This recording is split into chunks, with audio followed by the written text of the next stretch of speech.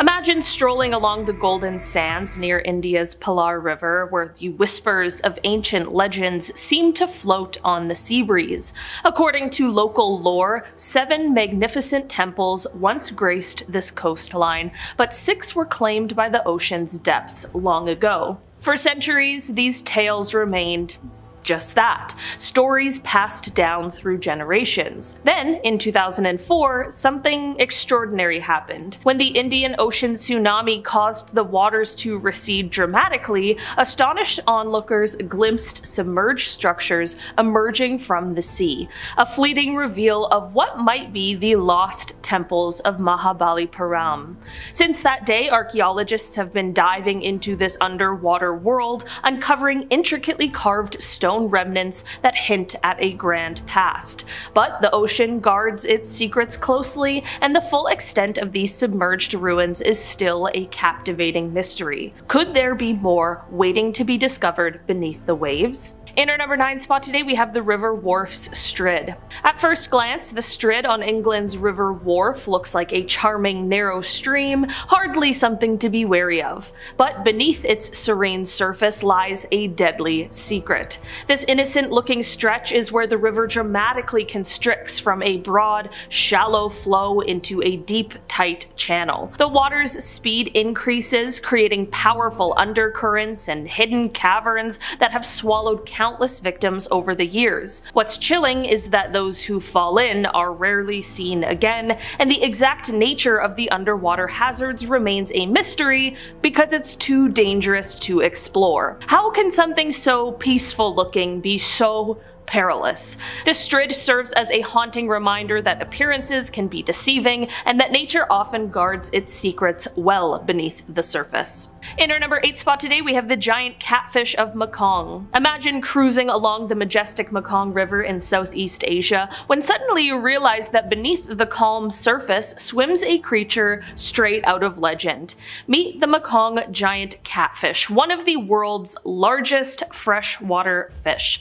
This colossal catfish can grow up to 3 meters long, that's about 10 feet, and it weighs as much as 300 kilograms or 660 pounds. But here's the catch. Despite its enormous size, we know surprisingly little about it. Scientists are baffled by its mysterious behavior, obscure breeding habits, and the secret behind its extraordinary growth. Is it something unique in the river's ecosystem, a genetic quirk? With overfishing and habitat loss pushing this gentle giant toward the brink of extinction, unlocking its secrets has never been more urgent. So we're back at the Mekong River. Picture yourself in Thailand during a warm October evening, surrounded by the buzz of thousands of spectators. Suddenly, glowing orbs of light, known as the Naga fireballs, begin to rise silently from the water's surface, floating up into the night sky before disappearing.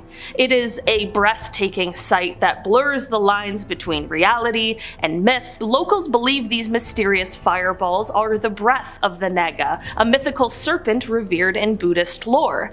Scientists, on the other hand, are scratching their heads. Theories abound, from combustible gases released by the riverbed to optical illusions, but none have been definitively proven. Is it a natural phenomenon we don't yet fully understand, or is there a touch of magic in the air? Whatever the cause, witnessing the Naga fireballs is an unforgettable experience that leaves you pondering the mysteries our world still holds. In our number 6 spot today, we have the submerged ruins of Lion City. Imagine slipping beneath the tranquil surface of China's Qiandao Lake and descending into a hidden world frozen in time. There lies Shichen, or Lion City, an ancient metropolis built during the Eastern Han Dynasty between 25 and 200 CE. This city wasn't lost to natural disaster or forgotten over millennia. It was intentionally submerged in 1959 to create a hydroelectric dam, forming the man-made Qiandao Lake. What is absolutely fascinating is how remarkably well preserved the city remains underwater. Divers exploring Lion City are treated to a surreal journey through ancient streets and buildings, all beneath 40 meters or about 130 feet of water. Apparently the Ural Mountains can be terrifying. record floods, radioactive hikers, and possibly a Yeti attack. Well, let's start with some recent news from the Ural Mountains. April of 2024 saw record high flooding in Russia's Ural Mountains. Thousands of people needed to be evacuated. The flooding from melting snow was the highest it had been in decades. The Ural River, Europe's third longest, surged, reaching a dam near Orsk in the Orenburg region, leading to a state of emergency. Authorities issued urgent evacuation orders, with the mayor of Orenburg, Sergei Salman, stating that, quote, absolutely everyone who is in the flood zone needs to leave their homes. Do not delay the evacuation. The situation will only get worse in the next 2 days. And it did. Over 10,400 homes across Russia were flooded, severely affecting regions like the Urals, Siberia, Volga, and central areas. People were hiking neck deep in floodwater, and the streets were just completely submerged. Boats needed to be used for transportation. Hikers turning up dead in the middle of the mountains is one thing, but when they turn up dead and radioactive, it's a whole other thing. In February of 1959, a group of 9 experienced hikers went up into the Ural Mountains to hike Dyatlov Pass. They never returned. When authorities went out to look for the missing men, they were greeted with a grisly scene. The first thing they came across was the hikers' tent, which appeared to have been ripped from the inside. Next, they found shoe prints, sock prints, and even bare footprints in the snow, leading away from the campsite where the hikers would have stayed. Considering the cold temperatures in the Ural Mountains in February, this was strange to say the least. Rescuers followed the prints to find the bodies of 2 of the missing men, and in the months that followed, the remaining 9 were also found. At first, it was assumed that the group had died of hypothermia, although why they would have stripped down in the freezing cold was beyond the scope of understanding. However, the theory was quickly disproved when an autopsy report showed that one of the 9 bodies had signs of blunt force, another had 3rd-degree burns, one had thrown up BLOOD, and one was straight up missing a tongue. Not to mention, many of the men's clothes were tested and confirmed to be literally radioactive. You wanna know how this happened? Me too, along with most of Russia. But unfortunately, for right now, we really have no way of knowing how these 9 hikers met their gruesome end in such an incredibly bizarre way. One of the most jaw-dropping discoveries in the Ural Mountains are the megaliths, specifically the ones on Vera Island. They date back to the Neolithic period around 5000 to 3300 BC. You have Megalith Number 1, Megalith Number 2, Number 3, Vera Island 9, and Vera Island 4. Megalith Number 1, though, is the biggest, measuring a hefty 52.5 by 29.5 feet, carved right into the bedrock and capped with massive stones. And it's got a pretty impressive layout. It's a long entrance, a central hall, 2 chambers, a connecting corridor. There are windows and sculptures featuring bulls and wolves. As for what it was built for, a lot of archaeologists think it might have been a temple back in the day. No one really knows who built these megaliths, how they managed it, and exactly what they were for. They stretch across a vast area too, which means different groups might have built them for different reasons. Sure, Megalith Number 1 seems like it may have been used for religious practices, but the others don't show a lot, if any, signs of being used for worship or rituals. So, pretty puzzling. What's better than 2.5 men? 7 strong men. Massive megaliths surrounding the northern side of the Ural Mountains, known as one of the 7 wonders of Russia. The structures are massive, measuring in at over 30 to 42 meters, 137 feet. They are top-heavy and extremely confusing because it appears as though these 7 gigantic structures quite literally defy the laws of physics, which of course begs the question of how these upright structures were erected in the first place. There are 2 explanations, and while one is not exactly scientific, I will share it with you anyways. Locals in the area believe that 6 Samoyed giants living in ancient times were traveling through the mountains in an effort to reach Siberia, so that they could fight and destroy the Mansi people. However, while making their way across the landscape, they ran into a shaman who turned them to stone. The same shaman was later turned into a stone himself. If you look at the formation, you will notice that 6 of these strong men are huddled together, while the 7th sits apart facing them. It is believed that the 7th stone is the shaman watching over the giants. Scientists, on the other hand, believe something else. That 2 million years ago there were high mountains where the stone pillars now stand, and that over the years the soft rock of the mountains was destroyed, leaving behind the massive pillars. But that's no fun. So the Dyatlov Pass incident gets talked about a lot, as Hannah just did, and for good reason. It's one of the most terrifying mysteries in history. But there's another creepy theory that maybe it wasn't some toxic chemical the group was exposed to that caused them to tear each other apart. It wasn't an avalanche, it was a large beast that was responsible for the deaths of the hikers, the Yeti. At least he could have been involved in addition to the toxic stuff. This image here is said to be one of the last photos taken by the group. Is this just one of the hikers?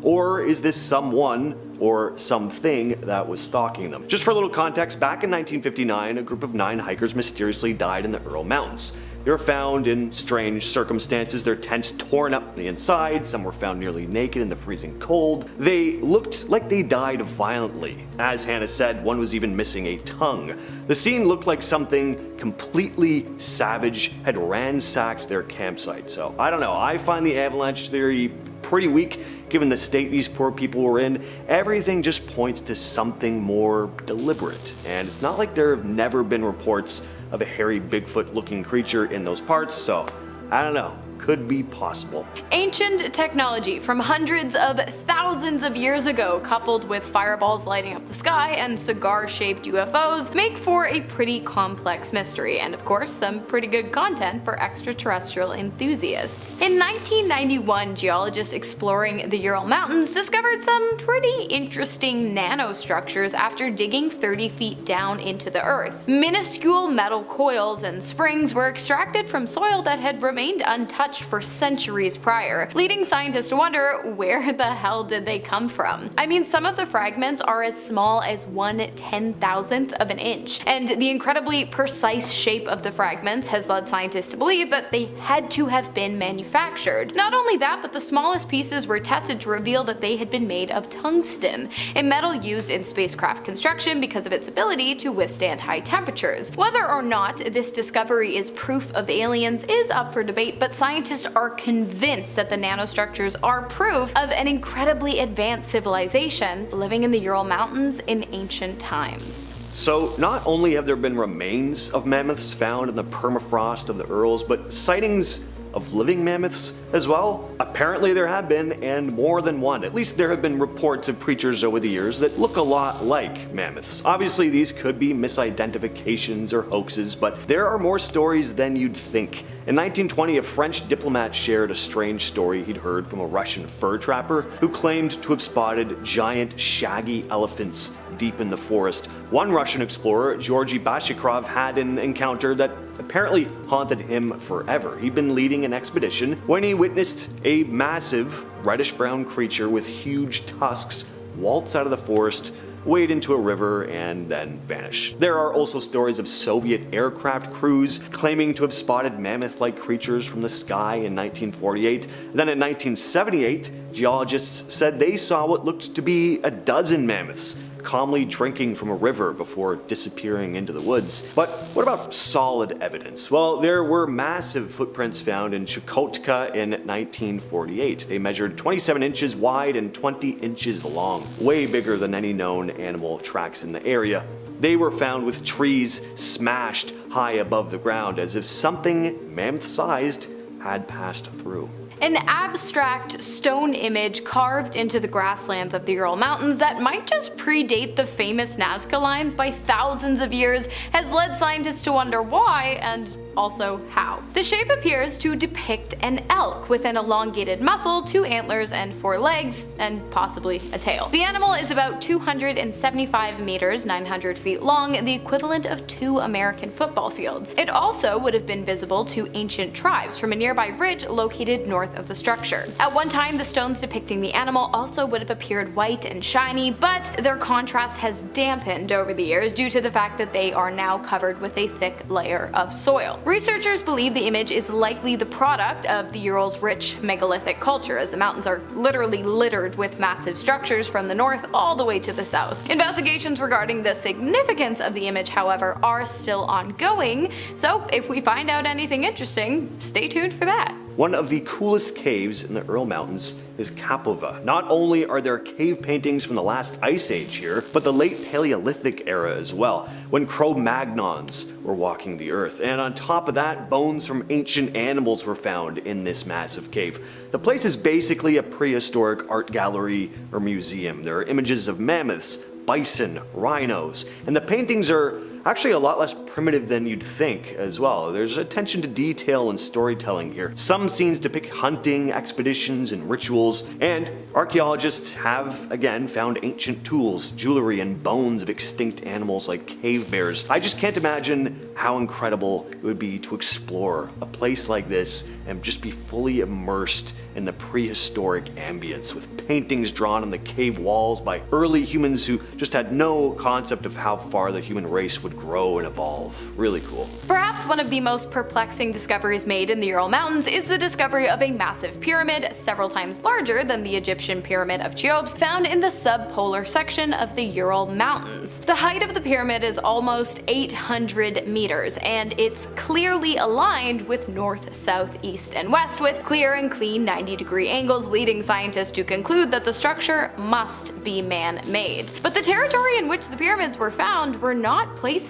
where ancient civilizations would have lived, but rather the area would have been used solely for ritualistic practices, making the find all the more fascinating and also incredibly mysterious, because I'm wondering, what were they worshipping? If we follow classic pyramid theories, it's probably aliens. We've talked about an incredible discovery archaeologist Kathleen Martinez made a couple years back, the possible location of Cleopatra's tomb. Well, I have an update on this, but before we get into that, here's a recap. Kathleen Martinez has been searching for Cleopatra's tomb since 2005, and in 2022 she started getting onto something big. She believed she may have finally discovered the tunnel that leads to it. The tunnel was found beneath the temple ruins of Taposiris Magna, a site built around 280 BCE that's dedicated to the gods Osiris and Isis. The tunnel sits about 42.5 feet underground, carved into the sandstone, but parts of this tunnel have been submerged in water, of course making it a bit more of a challenge to explore. At Taposiris Magna, the archaeological team has already uncovered some fascinating artifacts, sculptures of Isis, coins featuring Cleopatra and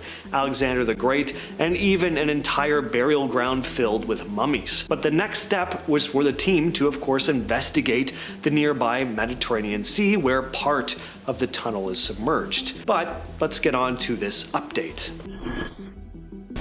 Martinez needed permission from the Ministry of Tourism and Antiquities to carry out the next step of her investigation, but she needed a specific artifact to back up her theory that this temple was dedicated to the goddess Isis, a goddess Cleopatra famously claimed to be the reincarnation of. The item she was looking for is called a foundation plate, inscribed with important details about when and why the temple was built. Archaeological missions had been searching for this plate since the 1800s, but they all came up empty-handed. That is until Dr. Martinez. She found the foundation plate she was looking for, which reads, "The king of high and low Egypt, Ptolemy V, lives forever, beloved by Isis." This plate finally proved that the temple was indeed dedicated to the goddess. Now, to help with her underwater search, she reached out to Robert Ballard, the diver who found the Titanic, and now with the support from the Egyptian government, her expedition was a go. During their exploration in submerged Alexandria, the team found structures standing 3 meters tall, and they did not look like natural formations. They also uncovered basalt, the same material used in statues from the first temple, confirming these structures were made by humans. More than 5 other points of interest were also identified and are set to be excavated in the next permit season, some even 10 kilometers out from the coast. Dr. Martinez is convinced that if Alexandria is underwater, then Cleopatra's Temple may be as well. There will definitely be more updates to come. The Valley of the Golden Mummies is an amazing burial site found in Egypt's western desert. It dates back to the Greco-Roman period and was discovered in 1996 by archaeologist Zahi Hawass and his team. They uncovered around 250 mummies over several seasons, but Hawass later estimated that there could be more than 10,000 mummies buried in this area. When the team first found these mummies, many were in surprisingly good condition too. They had a variety of decorating styles, but the researchers identified 4 main ones. The first style featured a gilded mask covering the face, along with a gilded waistcoat that depicted different gods and goddesses. About 60 of the mummies were adorned like this. The second style was covered with courtenage, which is a type of material made from layers of linen and plaster. These mummies displayed scenes of gods, including Anubis, who is known as the god of the dead. The third style didn't have any gold or fancy decorations, but was instead placed inside a pottery coffin shaped like a person, known as an anthropoid. The fourth style was simply wrapped in linen. Each mummy was buried with a number of artifacts like jewelry, pottery for food, wine jars, and coins.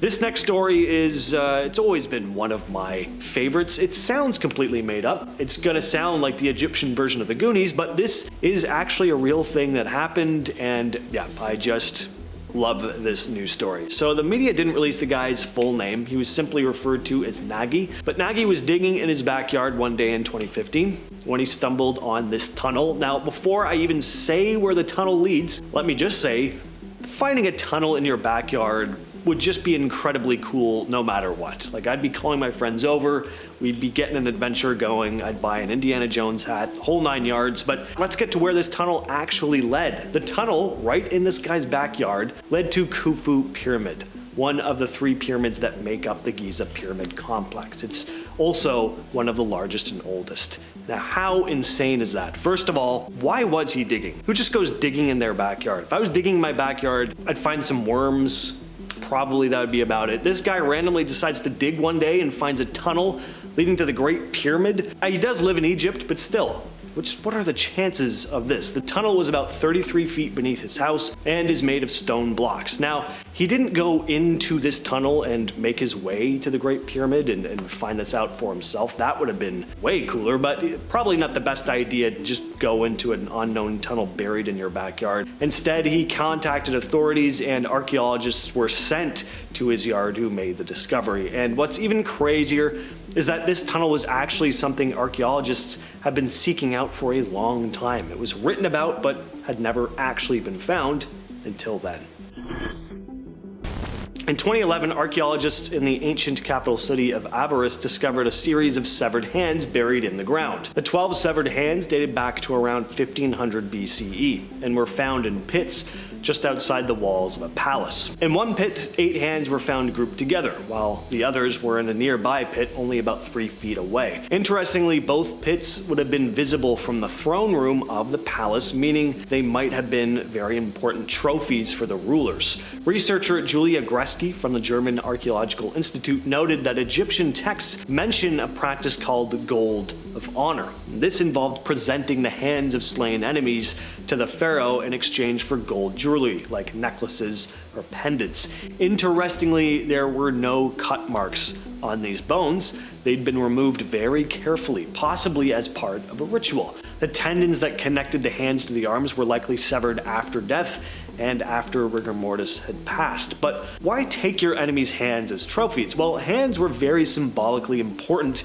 to the ancient Egyptians, representing power and agency. On top of that, without your hands, you can't really wield a weapon, so I guess it makes sense. According to ancient Egyptian beliefs, losing a hand would prevent you from entering the afterlife as well. So considering that, hands would have been pretty significant war trophies. The catacombs of Qom el-Shokhafa just look incredible. I would absolutely love to explore this place. Looks like something straight out of Zelda. They're actually considered one of these 7 wonders of the Middle Ages. It's a necropolis made up of a series of tombs, statues, and artifacts with a blend of Egyptian, Greek, and Roman influence. Discovered in 1900, a donkey accidentally fell into the shaft, and that's how this place was found. That's crazy. These catacombs date back to the 2nd century CE, during the age of the Antonine emperors. They were used as burial chambers from the 2nd to the 4th centuries. The catacombs are made up of 3 levels that were tunneled into solid rock. The 3rd level was completely underwater until more recent restorations. And inside the catacombs is a funeral banquet hall where family and friends would have gathered on stone couches during burials. The name Kom El Shokafa means mound of shards, and it comes from the many broken pottery shards found in the area. Visitors would bring food and wine to the tombs, and instead of carrying the empty jars back home, they'd break them and leave the pieces behind. When this site was discovered, heaps of these broken plates were found. Among all the fascinating finds is the Hall of Caracalla, which contains the bones of horses that were buried there for Emperor Caracalla in 215 CE. As I mentioned before, there's this blend of styles here. On the walls of the catacombs are carvings, some blending in Greek and Roman influences. For example, there are scenes depicting the Egyptian god Anubis, but dressed in Roman-style clothing. The tomb chamber features 3 massive stone sarcophagi, which are super intricate. I mean, it just looks like the type of place you could spend years exploring, and you'd always find something new to look at. The tomb of Nefertari is a beautiful burial site in Egypt's Valley of the Queens. It was discovered in 1904 by Ernesto Schiaparelli, who is the director of the Egyptian Museum in Turin. Nefertari, whose name means beautiful companion, was the favorite wife of Pharaoh Ramses II, and he made sure everyone knew it. He called her the one for whom the sun shines, and even built a temple in her honor. The paintings in the tomb reveal a lot about Nefertari's life and the Egyptian beliefs surrounding death. One famous image shows her playing a game called Senet, showing the importance of games in her culture. There's also a scene of her meeting Thoth, the god of writing, meaning she may have been literate. The wall art also shows scenes from the Book of the Dead, detailing rituals and tests Nefertari would face in the afterlife. After this discovery, it became clear that the tomb had suffered from looting, unfortunately. The treasures, including Nefertari's sarcophagus and mummy, were gone, but remnants of her knees were found, oddly enough, and about 2/3 of its wall paintings still remain, fortunately. The tomb has also suffered water damage, unfortunately, and mold thanks to humidity. In 1986, there was a restoration project to preserve the paintings, and it was completed in 1992.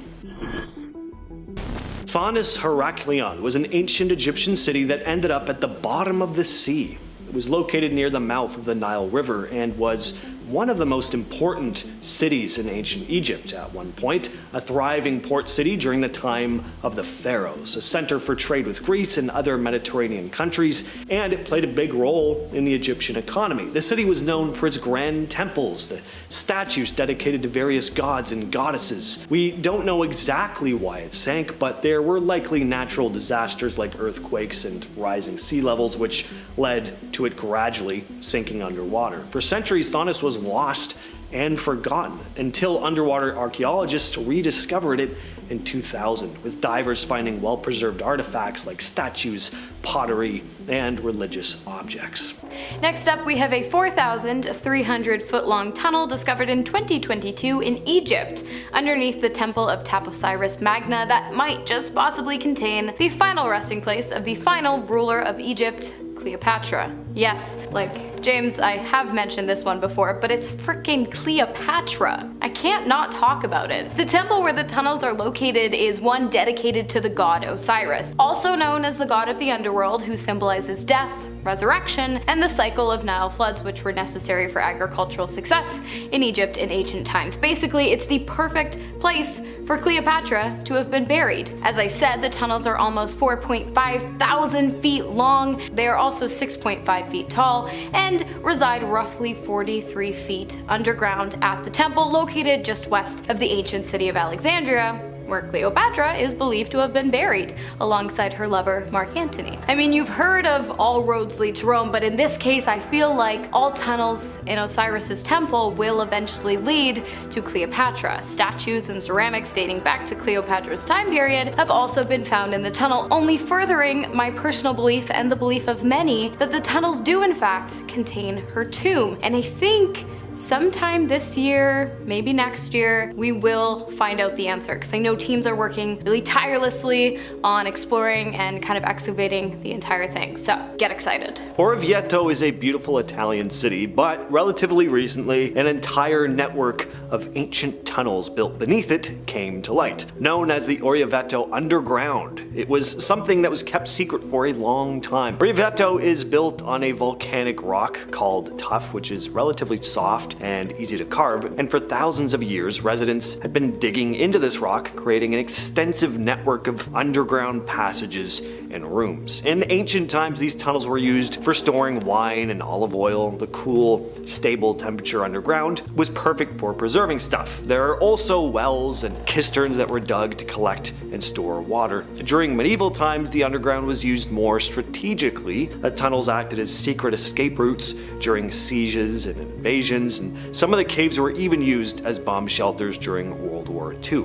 You can visit the underground tunnels today, but only through guided tours. Next up, we have the tunnels of Chaban de Hontar, located in the highlands of Peru. Chaban de Hontar is a 3,000-year-old temple, which is impressive in and of itself, but of course it has become even more impressive with the discovery of an elaborate tunnel system located beneath the earth of the temple, believed to have been built sometime between 900 and 200 BC. It is believed that the tunnels hiding underneath Chaban de Hontar were built for ceremonial purposes, such as communicating with the gods, using incredibly advanced engineering techniques that allowed them to channel water and connect the city to the heart of the temple. Many artifacts have been brought up from the tunnels, including bowls and statues, one of which depicts a hybrid human jaguar figure. The discovery, made in the 1940s, has given archaeologists and historians some great insight into the ancient lives of Peruvian citizens. One of the coolest places you'll visit in Poland is said to be Wieliczka salt mines,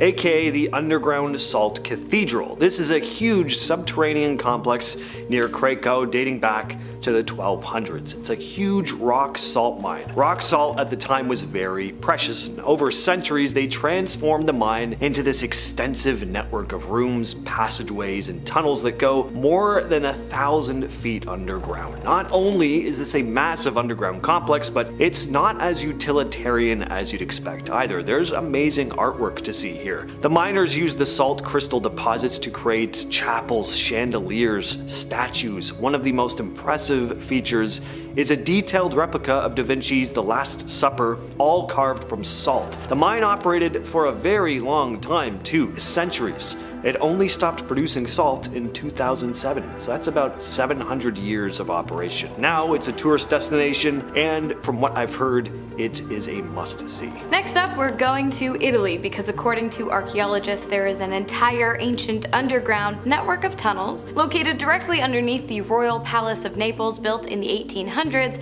by Ferdinand II of Bourbon, the king of the Two Sicilies, as an escape route for monarchs as well as a passageway for military personnel. The tunnels, which spanned all the way from the barracks to the royal palace, started being built in 1853, but just 2 years later, that all came to a halt when an explosion took place in the area due to a political uprising that would eventually lead to the end of the kingdom of the Two Sicilies. Luckily, construction was picked back up shortly after the incident, and the tunnels were completed on May 25th of that same year, 1855. Ferdinand II of Bourbon died in 1859, and in 1861, the kingdom of the Two Sicilies fell. In the 1900s, the tunnels were used as explosion shelters as well as a place to smuggle contraband, until they were closed off. Today, the tunnels have been reopened, and unlike many of the other tunnels on this list, except I believe the one James just mentioned, these tunnels can be visited by the public as part of a tour of the Royal Palace of Naples. If you've been, let me know down below in the comments. We've all heard of the Colosseum, one of the most famous historical structures in history, the site of countless gladiatorial fights in ancient Rome. It's still around today, one of the most iconic landmarks in the entire world, drawing thousands of visitors each year. But it was only very recently that the tunnels underneath the Colosseum were opened to the public.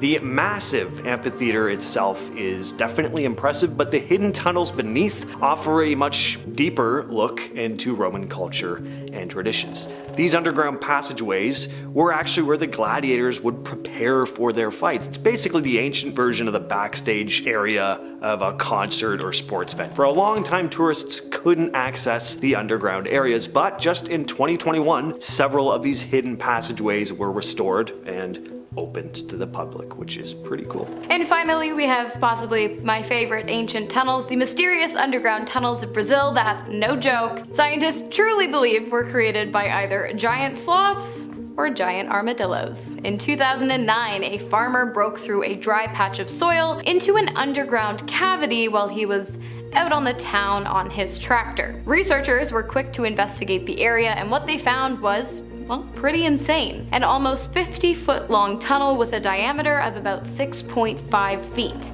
After that, 1,500 more tunnels, including one with branching tunnels that altogether measured in at about 2,000 feet long, were discovered in the area. So, what made them? Well, a geologist by the name of Luis Carlos Weinschutz believes that they are the work of either giant sloths or giant armadillos that lived 10,000 years ago before the mass extinction of megafauna. While scientists are pretty secure in their explanation of what built the tunnels, they're still struggling to figure out why, as the tunnels are much larger than necessary if the animal had intended on using them to escape predators or as shelter in bad weather. Personally, I think the giant animals might have been attempting to create a secret tunnel for two lovers leading to a Mashu, but you know, that's just me.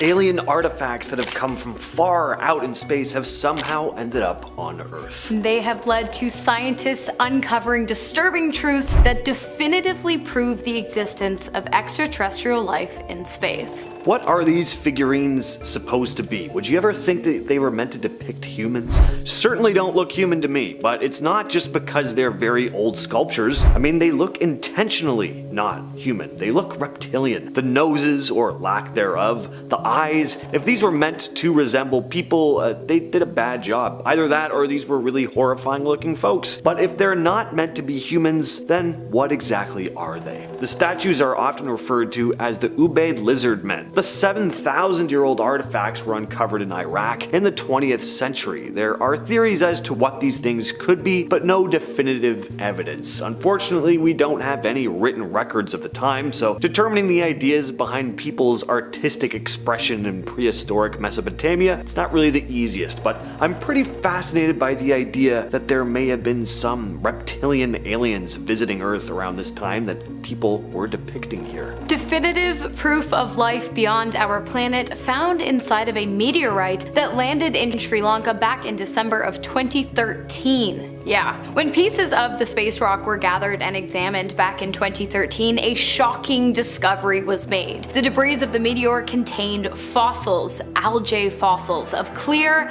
extraterrestrial origin, according to lead scientist Professor Chandra Wickramasinghe. Because algae is technically alive, if Professor Chandra's science is correct, the discovery marks the first documented discovery of life that originated from outside of our atmosphere. While the legitimacy of the work has been debated amongst Chandra's peers, who claim that the algae may have been embedded into the meteorite during its time on Earth, the professor is standing firm in his discovery and has claimed that among the algae fossils he discovered were other organisms that are not yet identified and do not match anything discovered on Earth thus far, which of course is great news for those of us who are really hoping that Chandra's discovery of extraterrestrial life is legitimate and that the doubters are just mad they weren't able to make the discovery for themselves. Are these sculptures of planes? They kind of look like stylized planes to me, but that would be impossible because these are thousands of years old. They're artifacts from what is known as the Kumbaya period, a pre-Columbian culture which was around from about 500 BC to 600 AD. They were known for their skill in metalwork. I mean, obviously these things are lovely, but yeah, they really do look remarkably like modern airplanes. They have wings that don't really look like bird wings to me, and a lot of them even have what look like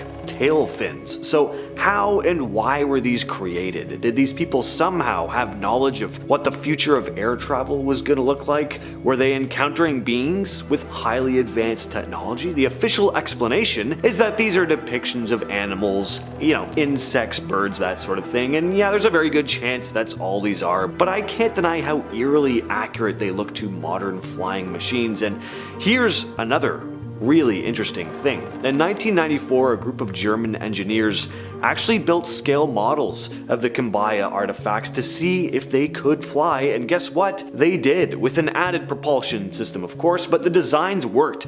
They were aerodynamically perfect and could fly. The Williams Enigmalith. What is it? Well, I'm not entirely sure, but it's definitely from out of this world. It looks a bit like a rock with a plug, but it's not a rock with a plug, and it's far from being just an ordinary rock. The object was found in 1998 by a hiker named John J. Williams. He noticed a strange piece of metal coming out of the dirt on his hiking trail, and so he dug it up. When he did, he revealed a rock with 3 metal prongs sticking out of it. It looked somehow man-made and appeared to have some kind of electrical component to it. Why? Well, I'm not sure, but Williams, who is an electrical engineer, claims that the electronic component embedded in the stone was not glued or welded into the granite rock surrounding it, meaning that while it appears to have possibly been man-made, because electrical components don't just naturally exist inside of rocks, especially ones dated to be around 100,000 years old, it must be something else, perhaps from somewhere else, perhaps somewhere out of this world.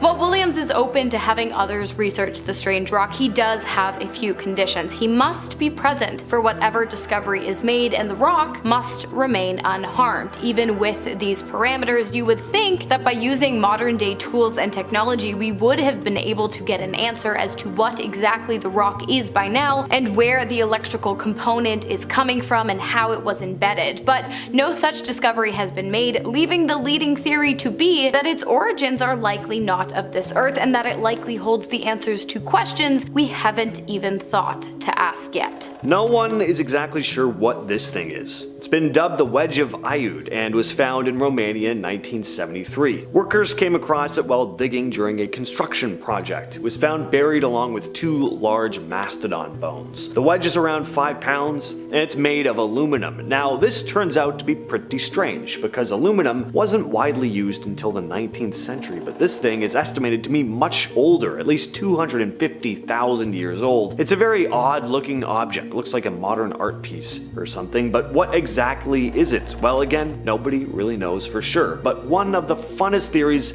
of course, is that it's extraterrestrial in origin, maybe having come off an ancient alien spacecraft or something. The Sumerian Triumph Tapestry, which appears to not only depict the succession of various rulers to the throne, but also the presence of UFOs hovering above the Sumerian people, is next on our list today. The tapestry was created in the capital of West Flanders province in the Flemish region of Belgium around 1538, and since then it has been the subject of many conspiracy theories, which makes sense considering the 2 alien spaceship-looking objects depicted in the top left corner of the piece. Now, if you know anything about the Sumerian people or the Anunnaki, you are likely well aware that even without the presence of the Triumph Tapestry, the Sumerians are a pretty good argument for the legitimacy of aliens having had a pretty prominent presence on Earth in the past. Adding the tapestry into the mix is really just the cherry on top of the extraterrestrial cake, because it confirms how the Anunnaki, the ultra-intelligent alien species that ordered the creation of the pyramids, arrived on Earth in the first place. If you don't know anything about the Sumerians, ancient Sumeria, and the Anunnaki, but would like to, I do have a video on them titled Ancient Sumerian Mysteries That May Never Be Explained that you can watch after this. Next we have the Caso artifact, known as one of the world's out-of-place artifacts. It was discovered in 1961 near Olancha, California. While out looking for geodes, these rock collectors found a strange rock that seemed out of place, and when they cut it open, they were surprised to find it actually had a metal core inside. The outer layer of the rock was encrusted with a hard substance, while the inner metal core was a cylindrical object that looked almost like a spark plug. This was not what anyone had been expecting to find, because the rock seemed to be millions of years old, far older than the age of modern machinery. So it sparked, see what I did there? It sparked a lot of curiosity curiosity. Some researchers think this is just a naturally occurring geode that somehow formed around a modern spark plug, but what if it's not the case? What if it's a piece of ancient technology left by an advanced civilization? Or even more interesting, an object that some extraterrestrial beings left behind a long, long time ago. I'm sure by now we've all heard the theories that the pyramids were built by aliens, which is a fair assumption considering the fact that historians have been consistently unable to come up with an explanation as to how the construction of the pyramids would have been possible in ancient times. But what about other massive artifacts like Stonehenge, or perhaps the massive stone head that was found in the middle of the Guatemalan jungle in the 1930s? The statue dates back to before the Spanish Revolution, so prior to the Mayan and Aztec empires falling to the Spanish armies, which is strange considering 1, there is little to no way the Mayans living in the area could have sculpted the stone head and placed it in the area, and 2, if somehow they did, why doesn't it look like them? The statue's features do not mimic those of the ancient Mayans or Aztecs. Because of this, it is believed that the features once displayed on the head, which have since worn down due to revolutionary troops using the historic artifact as target practice, were actually the features of an ancient alien civilization that was far more intelligent than humanity, and that likely had a hand in the construction of the Mayan and perhaps even the Aztec empires as well. This next one is actually 100% known to be from space. Back in June of last year, Harvard professor and theoretical astrophysicist Avi Loeb led an excavation to Papua New Guinea to uncover the remnants of a meteor that had crashed into the Pacific Ocean, and what they found were small spherical space rocks from deep in space, and there's still a question as to whether the object they came from was naturally occurring or not. What they do know is that the small spheres are made up of elements we don't have here on Earth. Loeb wrote, quote, "This is a historic discovery because it represents the first time that humans put their hands on materials from a large object that arrived to Earth from outside the solar system." Finally, we have an incredibly mysterious extraterrestrial object discovered by the Betts family in 1974. That year, a mysterious fire had broken out on the family's property that destroyed 88 acres of woodland. When the Bettses went out to explore the area and search for the cause of the mysterious fire, they stumbled across a metal sphere with a diameter of just 8 inches and a weight of almost 20 pounds. At first, the family thought that the object might have belonged to the Soviet Union or perhaps NASA. They thought about leaving it where they found it, but curiosity got the better of them, and so they decided to take it home. About 2 weeks later, the family's son was playing guitar while sitting next to the strange spherical object when all of a sudden it began to emit a strange resonating sound that caused the family dog to act up. A while later, the family discovered that when they pushed the sphere across the floor away from themselves, it would change direction and return to the person who had pushed it. Not only that, but the object avoided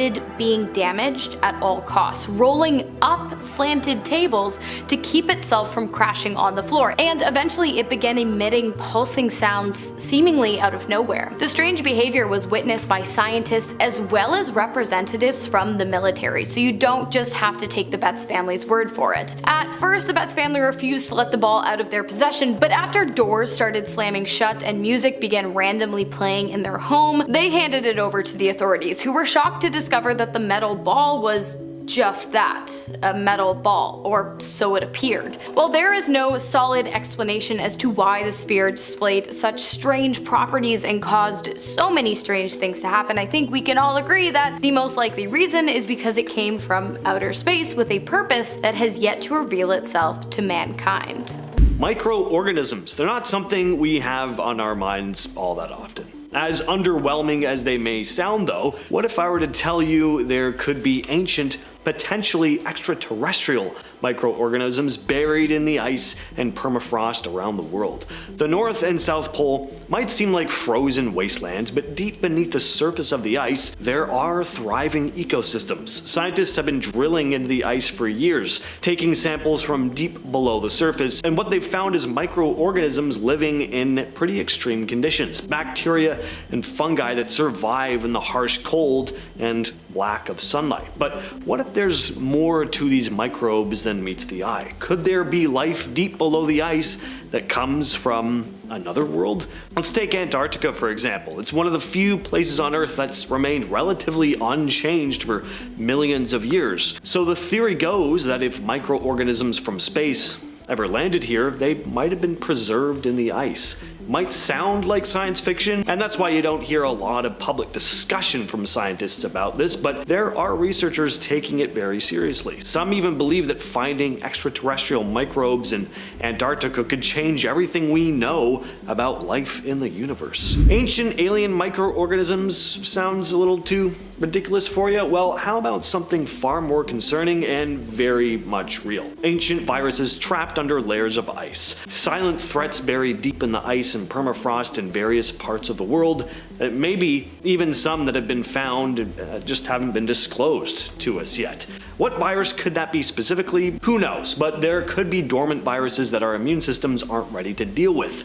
And leaving aside any speculation, there have been some alarming things found over the years. In 1997, a lung sample from a woman buried in permafrost in Alaska was found to have genetic material from the 1918 flu outbreak. Then in 2012, scientists discovered that a 300-year-old mummy from Siberia had the genetic markers of the smallpox virus. And more recently, an anthrax outbreak in Siberia in 2016, which affected humans and reindeer, was traced back to thawing permafrost. Scientists like Birgitta Evengard from Umeå University in Sweden have warned that if we come across a virus we haven't seen for thousands of years, our immune systems might not be prepared, and that is truly terrifying. The deep sea is also terrifying. It's the last great frontier on Earth, and the deeper you go, the stranger things seem to become. You got bioluminescent creatures that light up the dark to fish with eyes adapted to see in almost total darkness. Tons of weird alien-looking life forms. The deep sea is almost like a whole other world, and that's really cool. But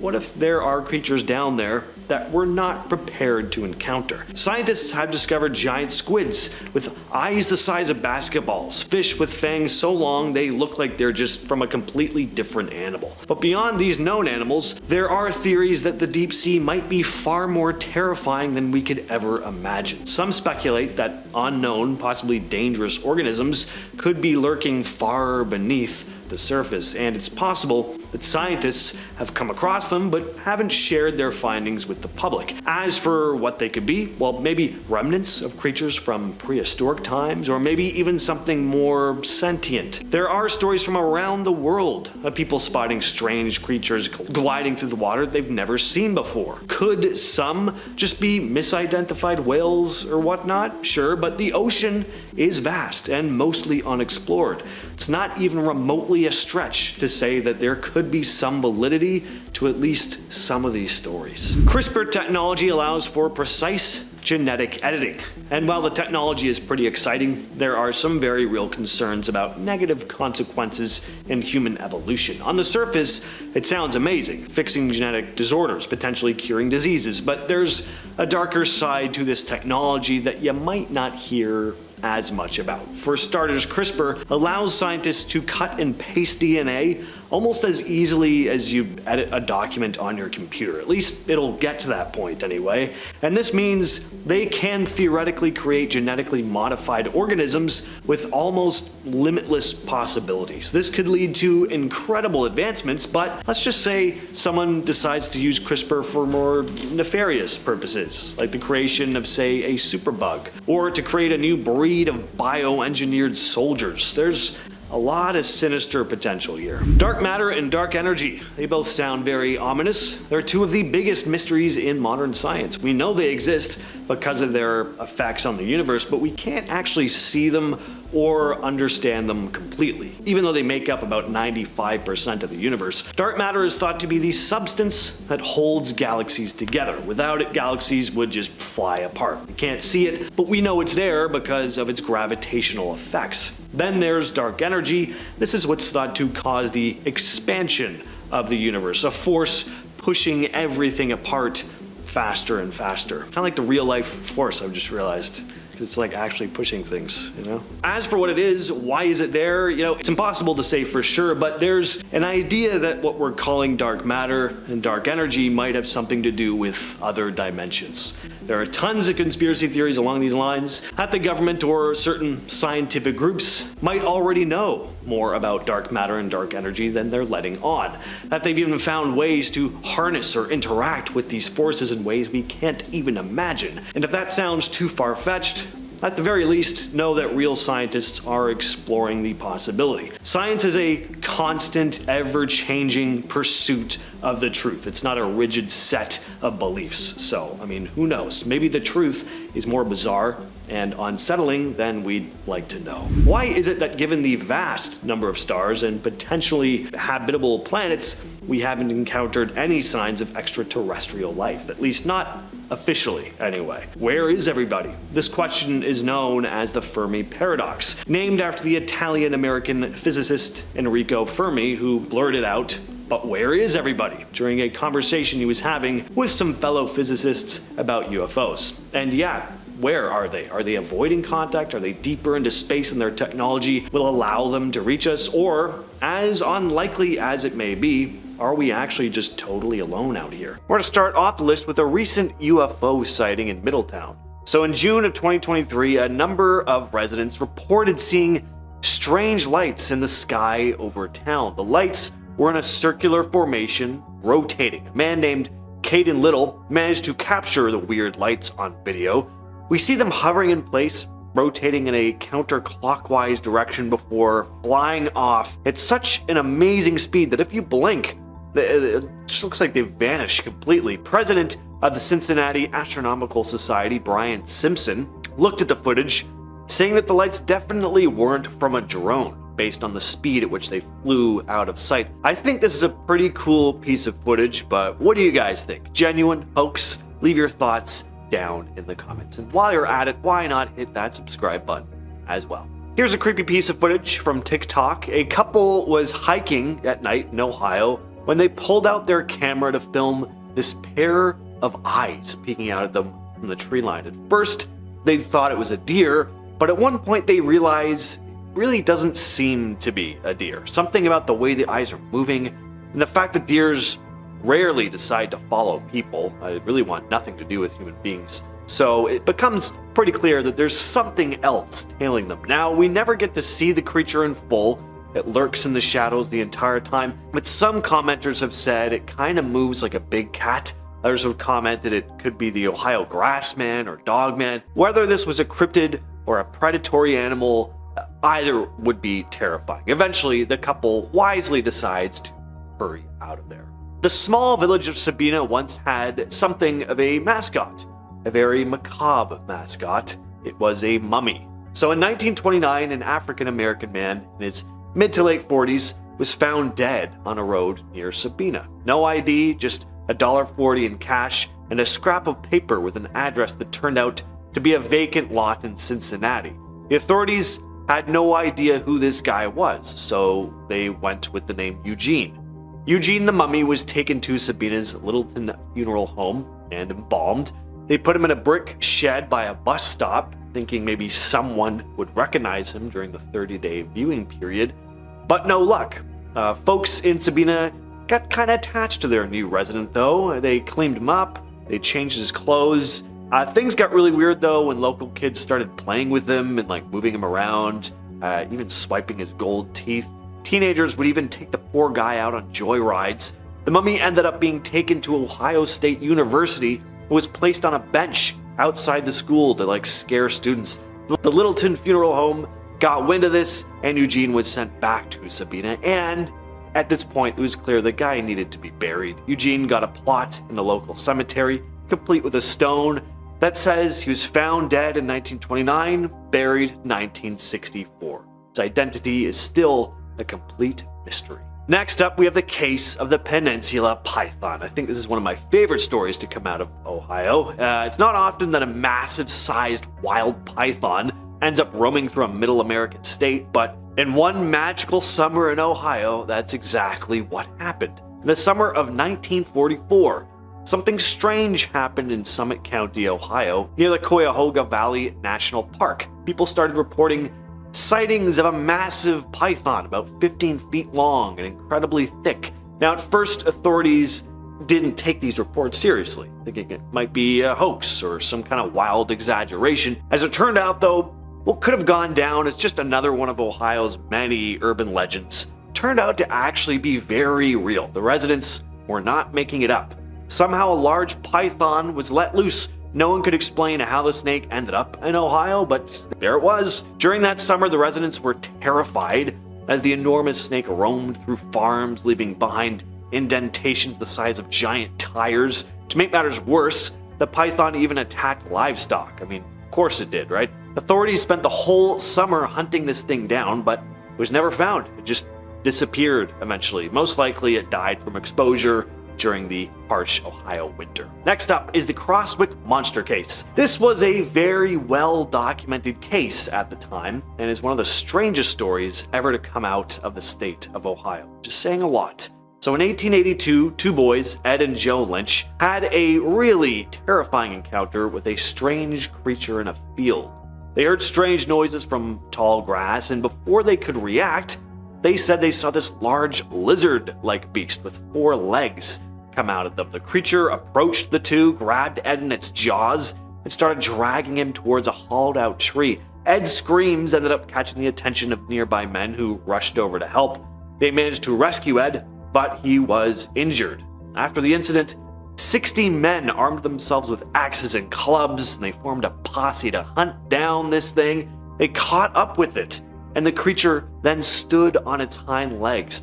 The chase led them to a hill of rocks where the creature escaped into a hole, never to be seen again. The local newspaper reported the story at the time, and it's since become a staple of Ohio's folklore. And I could see why. I mean, a lot of folks saw this thing that day. The exact nature of the creature, still a total mystery. So yeah, I don't know. I just love that story. Anytime there's like multiple people who see something, that just it makes it far more interesting for me. Next is another UFO case. This is the Trumbull County incident. This was a series of events where numerous residents reported seeing these unusual lights in the sky. Even police officers reported seeing things. Multiple residents reported sightings of odd lights in the night sky, describing them as bright and unusual aerial activities. Officer Toby Maloro was on duty that night. He was dispatched to investigate reported lights, and he was driving closer and closer to the source of these lights, keeping contact with the dispatcher, describing what he saw in real time. And at one point, radio communication was suddenly cut off, and his vehicle stopped. Maloro then became engulfed in a bright light from above. He got out of his vehicle for some reason to get a better view and reported seeing this massive circular object hovering in the sky. One of the strangest parts about his description of these events is that even though this thing was massive, it was almost completely silent. After a period of time, the object began to move away, and just as the craft moved off, his car and radio started working again. It's a pretty fascinating case, not just because of the detailed account made by Officer Malero, but all the corroborating reports from other residents as well. Now, a corroborated UFO case is one thing, but mass amounts of people frantically phoning into the police claiming to witness a large mutated octopus man, that is a whole other story. Very wild case right here. So the Octoman case, this unfolded on the 29th of January, 1959 in Cincinnati. It was a series of reports to the local cops about a bizarre octopus-like creature.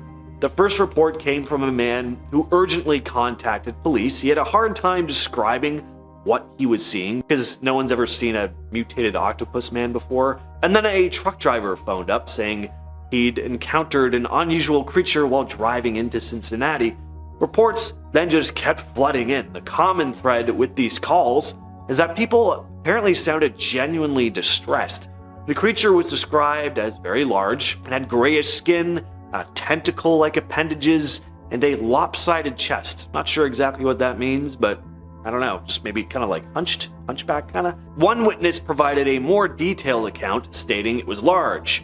Not a dog or a cat. It leaped in front of my car on 2 legs and was taller than the auto. When I looked back in my mirror, it was moving along the bridge rail. It was 3 or 4 times the size of a man and much bulkier.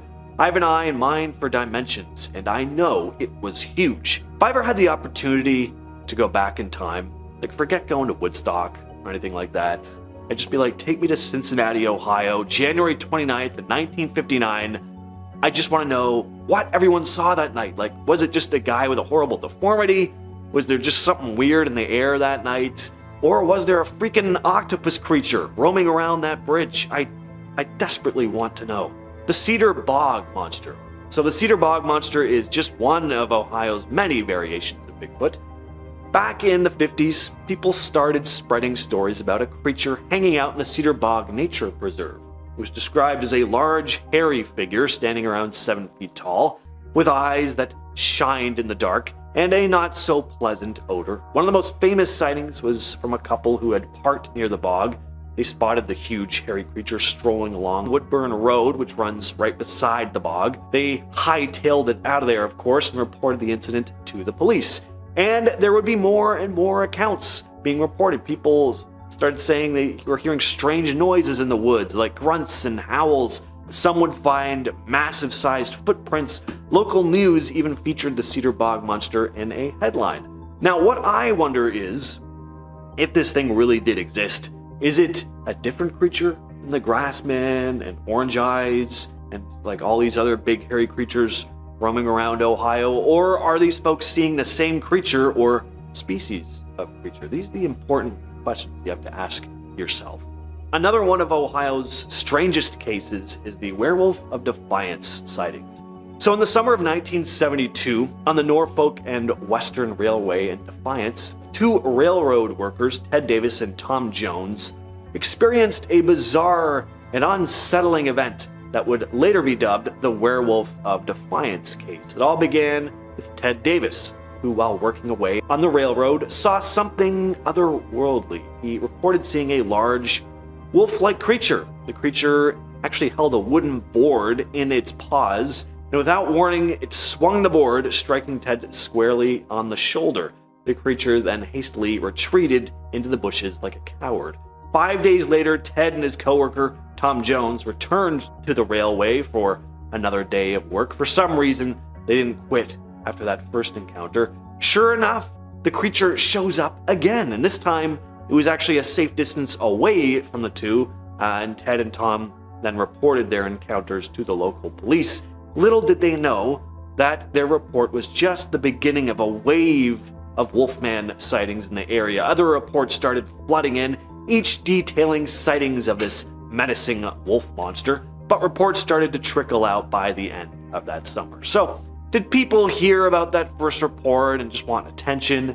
Was the whole thing a big hoax? Once again, I'd really love to go back in time and just hide by that railway to watch the whole thing play out. Finally, we have the case of the Minerva Monster. Back in 1978, folks in Minerva started talking about a hairy creature running around in the woods. A big, hairy, unknown beast. People claimed it was about 7 feet tall, had reddish-brown hair, and looked like a giant ape. Yes, another giant ape in Ohio. There are many. It all started when the Caton family saw this monster near a gravel pit outside their house, and they saw it on more than one occasion. One night they saw it peering at them through their window. It would also hurl rocks at their home. A real awful creature. It scared the living daylights out. Of course, they even said it smelled bad, like a mix of skunk and a wet dog. Not exactly a pleasant combo. Authorities were contacted and they came to investigate, but all that was left behind were large footprints around the family's property, leading back into the woods. A number of other residents also made reports about a similar creature around the same time, including the Caton's neighbor. It's still a complete mystery, though, as to what this thing was. The Grand Canyon, one of the most beautiful places in the world, I have to believe. Also some very mysterious stuff going on here. Well, let's get into it. Starting off our list today, we have the Great Unconformity, a strange geological phenomenon which has left scientists baffled for decades. You see, the Grand Canyon was formed over millions of years as the Colorado River cut through the Colorado Plateau, eroding the plateau, which is made up of 3 main rock layer sets, which each contain various layers of sediment within them. Each small layer in the walls of the canyon can be dated, and for the most part it's pretty consistent, until of course the Proterozoic layer suddenly jumps to meet the layer formed from the Tapestry sandstone. There is a unconformity between the two, and by that I mean that the Proterozoic layer, also known as the ancient Vishnu schist, dates back to over 1.7 billion years ago, and the next layer of sandstone only dates back to approximately 525 million years ago, meaning that there is a significant amount of rock layers missing from the geological record. And the missing layers represent a major part of Earth's history, so scientists cannot figure out a reason as to why they wouldn't be there. It's inexplicable and a total mystery. One of the creepiest discoveries made in the Grand Canyon? Bones. Human bones. Something that happens pretty often apparently. The amount of deaths that have happened here are almost impossible to count, let alone solve all of these cases. There have been tons of human remains found in the Grand Canyon that have never been identified. And some have been identified, but the circumstances of their deaths have never been solved. In 2005, the Cold Case Squad was formed in Coconino County with the sole purpose of solving as many of these cases as they could. The members of the unit are all volunteers, having expertise in careers like the FBI, the Department of Public Safety Crime Lab, forensic nursing, crime scene investigations, National Park Service law enforcement, and more. And some of these cases they're looking into go all the way back to 1955. From bones to no bones, another great mystery of the Grand Canyon, America's greatest canyon, is a distinct lack of not only rock layers but also dinosaur bones. That's right, despite its ancient origins, dinosaur bones have yet to be found within the rocks of the Grand Canyon. While at first this seems like it could possibly be one of the world's greatest mysteries, there is actually an explanation as to why no dinosaur fossils or bones exist in the area. And that is because while the canyon itself likely does not predate the dinosaurs, the rocks in which the canyon was carved from do. In fact, in some instances, the rocks in the canyon are billions of years older than the oldest recorded dinosaurs. So while the lack of dinosaur fossils isn't necessarily unexplainable, it's still pretty interesting. Next up, we have the story of the cursed blanket. The story goes that in the spring of 1879, a trader named Don McGuire crossed the Colorado River on his way back to Utah. He'd been finishing up a trading trip in northern Arizona. At the ferry, he met a woman named Emma Lee, who was running the ferry. She needed some of McGuire's goods, and in exchange, she offered him a beautiful Navajo blanket. But according to her, the blanket had a bit of a dark history. Emma told him after they made their trade that her late husband's luck had taken a turn for the worse as soon as he got the blanket. Not sure why she'd say this after having just made a trade. Wouldn't really sell me on it, but I guess, a trade's a trade. It was too late. McGuire wasn't superstitious anyway, though, and didn't believe in any kind of curse. But in the end, McGuire would end up writing that the blanket was a, quote, curse to all who possess it. His luck started getting bad. He began chronicling all his bad fortune, writing that he had suffered, quote, 100 calamities. But as soon as he lost the blanket, his bad luck seemed to stop. He ended up digging further into the history of the blanket and discovered it had been woven by a Navajo woman named Mariana, who had made it for a stranger who rode into town that she had fallen in love with. Only her daughter had also fallen in love with the man. The stranger didn't return either of their feelings though, and the daughter ended up dying, according to the tale, of a broken heart. In a form of revenge, Mariana ended up cursing the blanket, and 3 months later, the stranger's horse was found with an empty saddle, and the blanket was found hanging on a tree branch, stained red. Next up, we have the fact that the bottom layer of the Grand Canyon, located just below the Proterozoic layer, is made up entirely of metamorphic basement rocks, which are rocks found in the common household basement. Just kidding. They are rocks classified by their igneous intrusions, which means that either magma or lava has either entered and cooled or cooled on top of previously formed rock. This layer of the canyon is referred to as Zoroaster granite. The reason for the existence of the metamorphic rock is the Uinkaret volcanic field, which was the source of at least 150 lava flows that poured into the Grand Canyon. pretty hot stuff. The story of Robert Spangler is absolutely wild. How this guy got away with everything he did is pretty astonishing. Every woman who ended up marrying this guy mysteriously died. Mysteriously. One of which at the Grand Canyon. So on April 11th, 1993, Robert Spangler walked into a ranger station at the Grand Canyon to report that his wife, Donna Sundling, had fallen to her death. He said that they had paused to take a picture on the trail, and when he turned back, she was gone. Rangers found Sundling's body about 160 feet below the trail. Her death was ruled an accident. Spangler was never formally accused of causing it, well, at least not for a while. But even though there was no way to definitively prove that Spangler was responsible for his wife's death, it was highly suspicious because 15 years prior to this, Spangler had another wife and a family, all of whom were found dead in their suburban Denver home in 1978. Spangler had managed to make it look like his wife had killed their two youngsters before taking her own life. So after his third wife had accidentally fallen to her death, Spangler started contacting his second wife again, Sharon. She ended up moving back into his home in Colorado, and on October 2nd, 1994, Spangler claimed that he'd found Sharon unresponsive in their house next to a bottle of Tylenol. She died later that day, and Spangler just happened to receive a $20,000 payout from Sharon's life insurance policy after her death.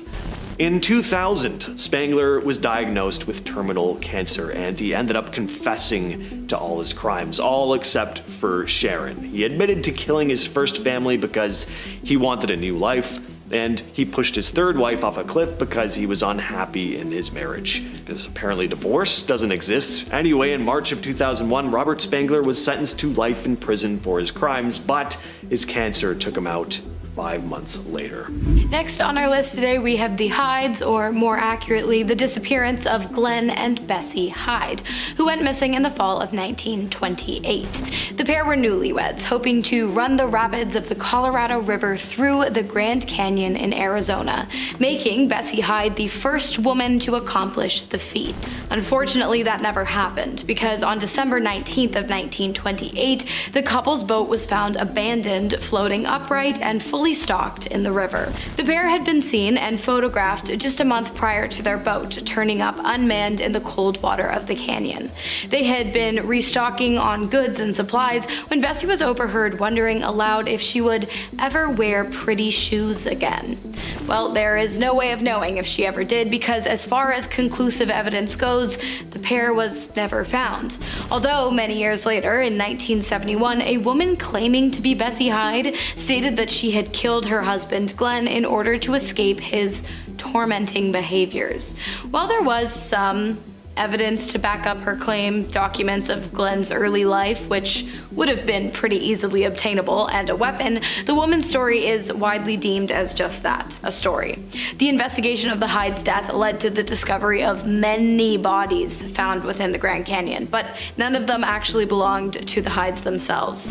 Theories about the Hyde's disappearance range from people believing them to have drowned in the river to believing that they were chopped apart by tribes living in the canyon. At this point, it's looking like we'll never really know. Well, how could I not involve a big hairy ape monster on a list of scary discoveries? Yes, even the Grand Canyon is known for a mysterious creature. Arizona has its own version of Bigfoot, known as the Mogollon Monster, or simply the Arizona Bigfoot. Sightings have been reported all throughout the state, but the oldest report dates back to 1903 in the Grand Canyon. The Arizona Republican newspaper came out with a story about a man named I.W. Stevens, who'd had a horrifying encounter with a big hairy creature near the canyon. He described it as having, quote, long white hair and a matted beard that reached to his knees. It wore no clothing, and upon his talon-like fingers were claws at least 2 inches long.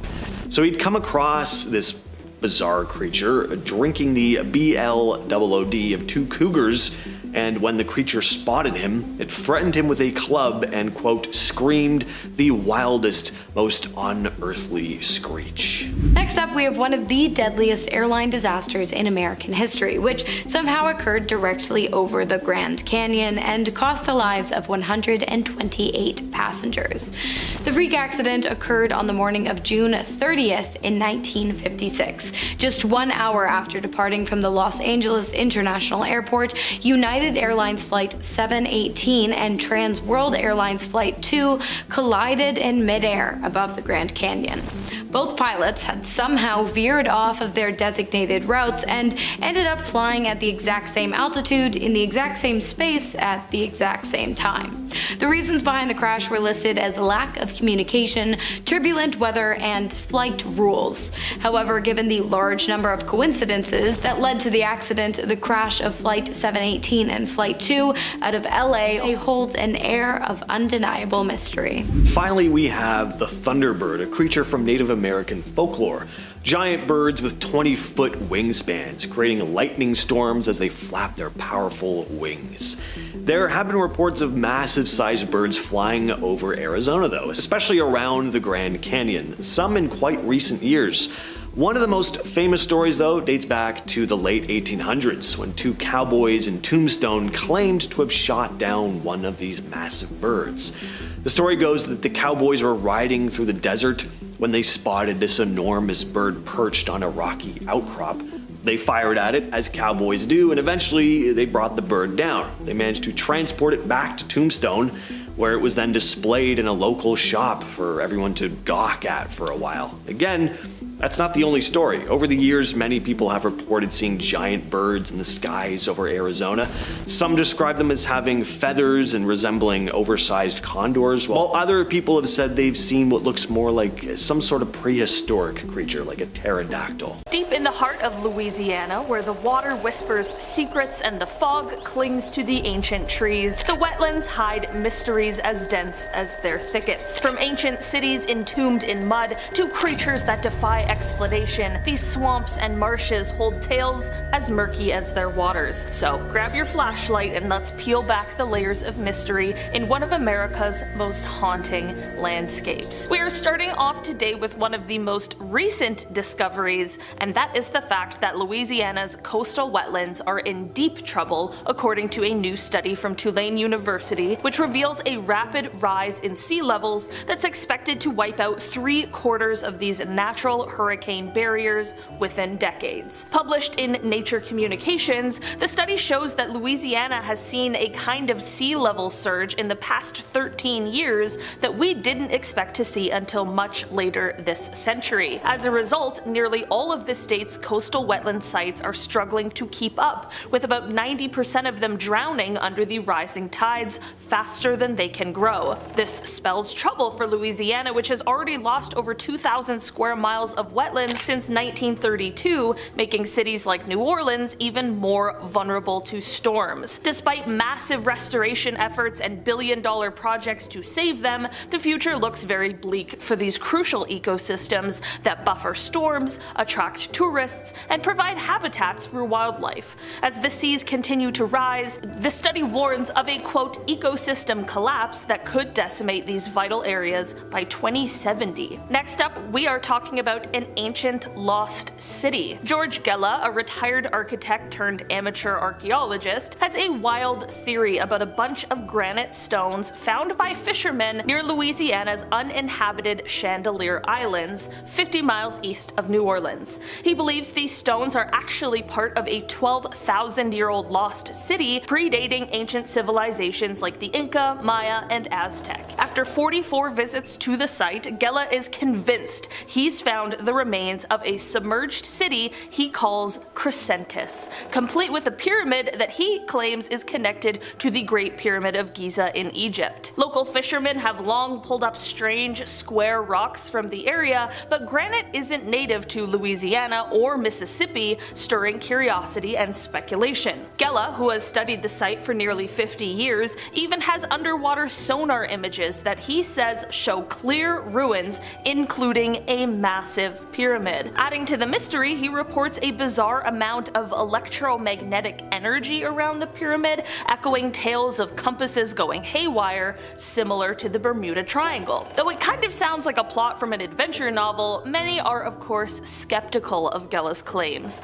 Alternative explanations suggest the granite could be from old shipwrecks or dumped construction materials, and despite the skepticism, Gela's romantic vision of an ancient, hidden city captivates the imagination, but without any concrete proof, this lost city remains a mystery. Next up, we are talking about some ancient artifacts. In the deep woods of west central Louisiana, archaeologists have embarked on a delicate mission at a site in Vernon Parish within the Kisatchie National Forest. Here, they are unearthing stone tools, spear points, and pottery dating back 12,000 years, revealing a timeline of human activity up to the point of European contact. Discovered in 2003, the site was only recently exposed more widely due to hurricanes and looters, making the work of preservation even more urgent. Using hurricane relief funds, teams are now diligently working to protect this window into prehistoric life before it's further damaged or pilfered. Amidst the backdrop of hurricanes Laura and Delta, which uprooted trees and disturbed the soil, these archaeologists are racing against time to save and study these valuable artifacts, piecing together the rich history of the area's ancient inhabitants. Moving on down our list, we are talking about a skull piece. Okay, it truly doesn't get more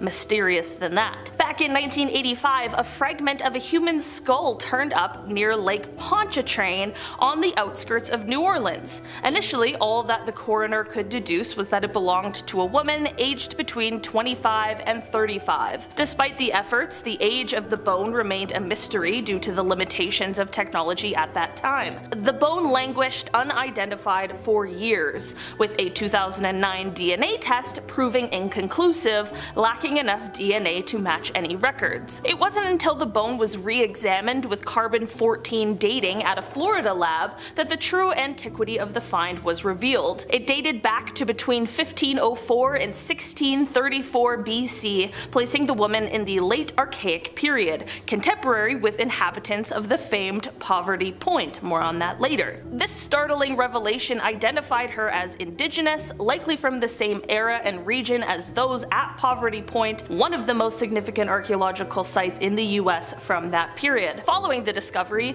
the St. Tammany Parish Coroner's Office engaged with the Native American Graves Protection and Repatriation Act, consulting with the Choctaw Nation and United Huma Nation to respect and honor the life of this ancient woman. As Coroner Charles Preston aptly remarked, quote, "No coroner's case is ever closed." Speaking of Poverty Point, I just, gave it a good shout out in that one. What is this place? Well, Poverty Point, now a celebrated UNESCO World Heritage Site, truly stands out as one of Louisiana's archaeological crown jewels. So imagine this. Over 3,000 years ago, long before skyscrapers and smartphones, a pre-Columbian indigenous culture was busy crafting massive earthen mounds with nothing more than tools made from bone and stone. These mounds aren't just heaps of dirt, they are geometric marvels, laid out with incredible precision that could be daunting even with today's technology. The sheer scale and complexity of these structures hint at an advanced society that knew a thing or two about engineering and organization. What's even more fascinating is the mystery shrouding their origins. We're still piecing together how and why these ancient people built such monumental structures, making Poverty Point not only a testament to human ingenuity, but also a puzzle from the deep past. It's a breathtaking reminder of what ancient civilizations were capable of, and honestly, it is as mystifying as it is impressive. Next up, we're talking about an ancient bacteria. So imagine a bacterium so ancient it's been snoozing under a lake in Louisiana for millions of years, only to be rudely awakened during a drilling mishap. This isn't the start of a sci-fi movie, but a very real discovery under Lake Penure. Back in 1980, an oil rig, drilling blissfully, punched right through into a salt mine below the lake. This colossal blunder didn't just give engineers a bad day at the office, it also created a spectacular whirlpool that drained drained the lake like a bathtub and then inadvertently stirred this age-old microbe from its slumber. This tiny organism, newly introduced to science, might just rewrite parts of what we know about life's resilience. The lake, once famous for its fishing and calm waters, is now a hotspot for those keen on the mysteries lurking in its depths. Isn't nature just full of surprises? I love that. Next up, we were talking about a lagoon creature. Okay, would it really be a list of mysterious discoveries without some weird creature lurking out there? The mystery of the New Orleans City Park has everyone talking.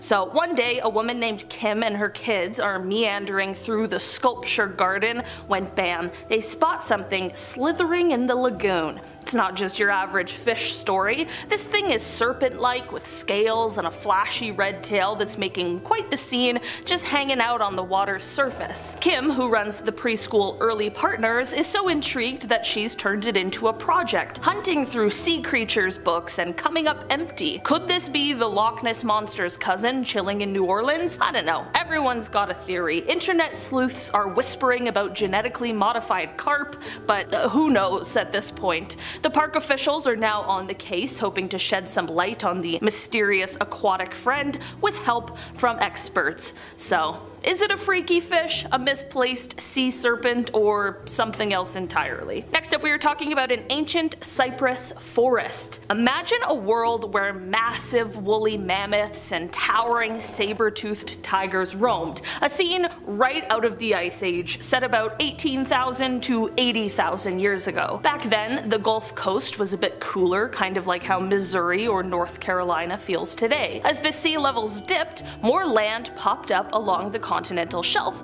and that's when the bald cypress trees took root in what is now the northern Gulf of Mexico. But then something dramatic happened that wiped out and buried these forests under layers of earth. Fast forward to 2004 when Hurricane Ivan stormed through, uncovering these ancient waterlogged woods. Christine DeLong, a marine geologist and paleoclimatologist at LSU, got her hands on these submerged trees about 8 miles offshore, buried under 60 feet of water. Back in the lab, they tried radiocarbon dating the wood, but it was so old that they had to use alternative methods, finding that the forest dated back to the early stretches of the last ice age, between 42,000 and 74,000 years old. The climate back then was chillier, not just cooling gradually, but in abrupt drops that seemed to sync with sea level changes. In their 2015 and 2016 expeditions, DeLong's team also dug up 18 sediment cores from around the underwater forest site, unearthing not just sand and seashells, but also dark organic peat complete with roots and leaves and even seeds from plants like St. John's wort and rose mallow plants that normally belong on land and not under the sea. This peculiar finding hints at how these forests could have been swiftly submerged, perhaps by rising sea levels or a sudden influx of water from melting ice sheets, burying everything in sediment.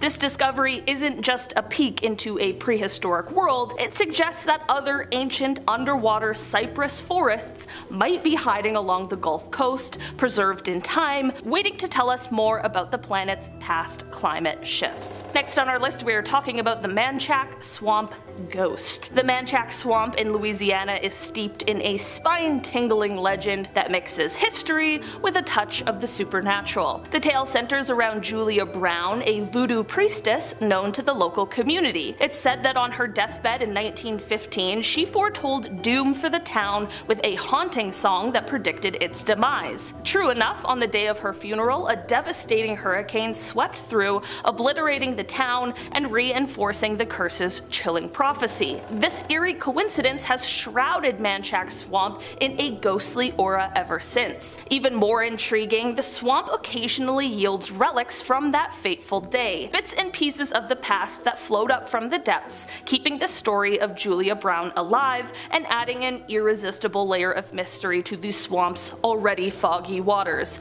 So whether it's the lure of ghost stories or just the thrill of a good old-fashioned mystery, say, Manchac Swamp holds a special place in the lore of Louisiana's wetlands. And finally on our list today we have the Tunica treasure mounds. Constructed centuries ago by the Tunica Biloxi tribe, these mounds aren't just piles of earth, they are monumental achievements of architecture and engineering. The Tunica people managed to create these earthworks for ceremonial and burial purposes without any of the modern technology we take for granted today. No bulldozers, no cranes, just human hands and an intimate knowledge of the land. Digging into these mounds, archaeologists have unearthed a treasure trove of artifacts that would make any history buff's heart skip a beat. We're talking about pottery that could rival any modern art, tools crafted with such precision they're almost surgical, and jewelry that shows a level of craftsmanship that is seriously impressive. These finds are not just cool old things, they give us a sneak peek into the daily life and spiritual practices of the Tunica people, showcasing their high skill levels and deep cultural significance. What's even more amazing, perhaps the most amazing,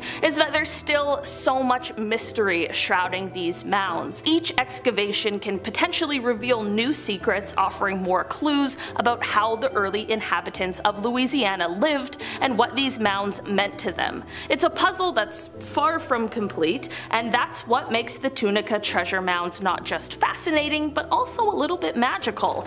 Who knows what discoveries await around the next shovel of earth. At our number 5 spot today we have the bottomless Lake of Lost Souls. Now, if you're up for a real adventure, let me take you to the remote and rugged Nahanni River Valley in Canada. A place so shrouded in mystery it's earned the ominous nickname Valley of the Headless Men. Among its many secrets is a so-called bottomless lake that local legends says swallows anyone who gets too close. Over the years there have been tales of unexplained disappearances and even headless bodies found along the riverbanks, fueling stories of vengeful spirits or hidden dangers lurking in the wilderness. Is it the treacherous terrain and natural hazards playing tricks on intrepid explorers, or is there something more sinister at work? The area is so remote and difficult to navigate that much of it remains unexplored, keeping its dark mysteries intact. For those fascinated by the unknown, the Nahanni River Valley is both a dream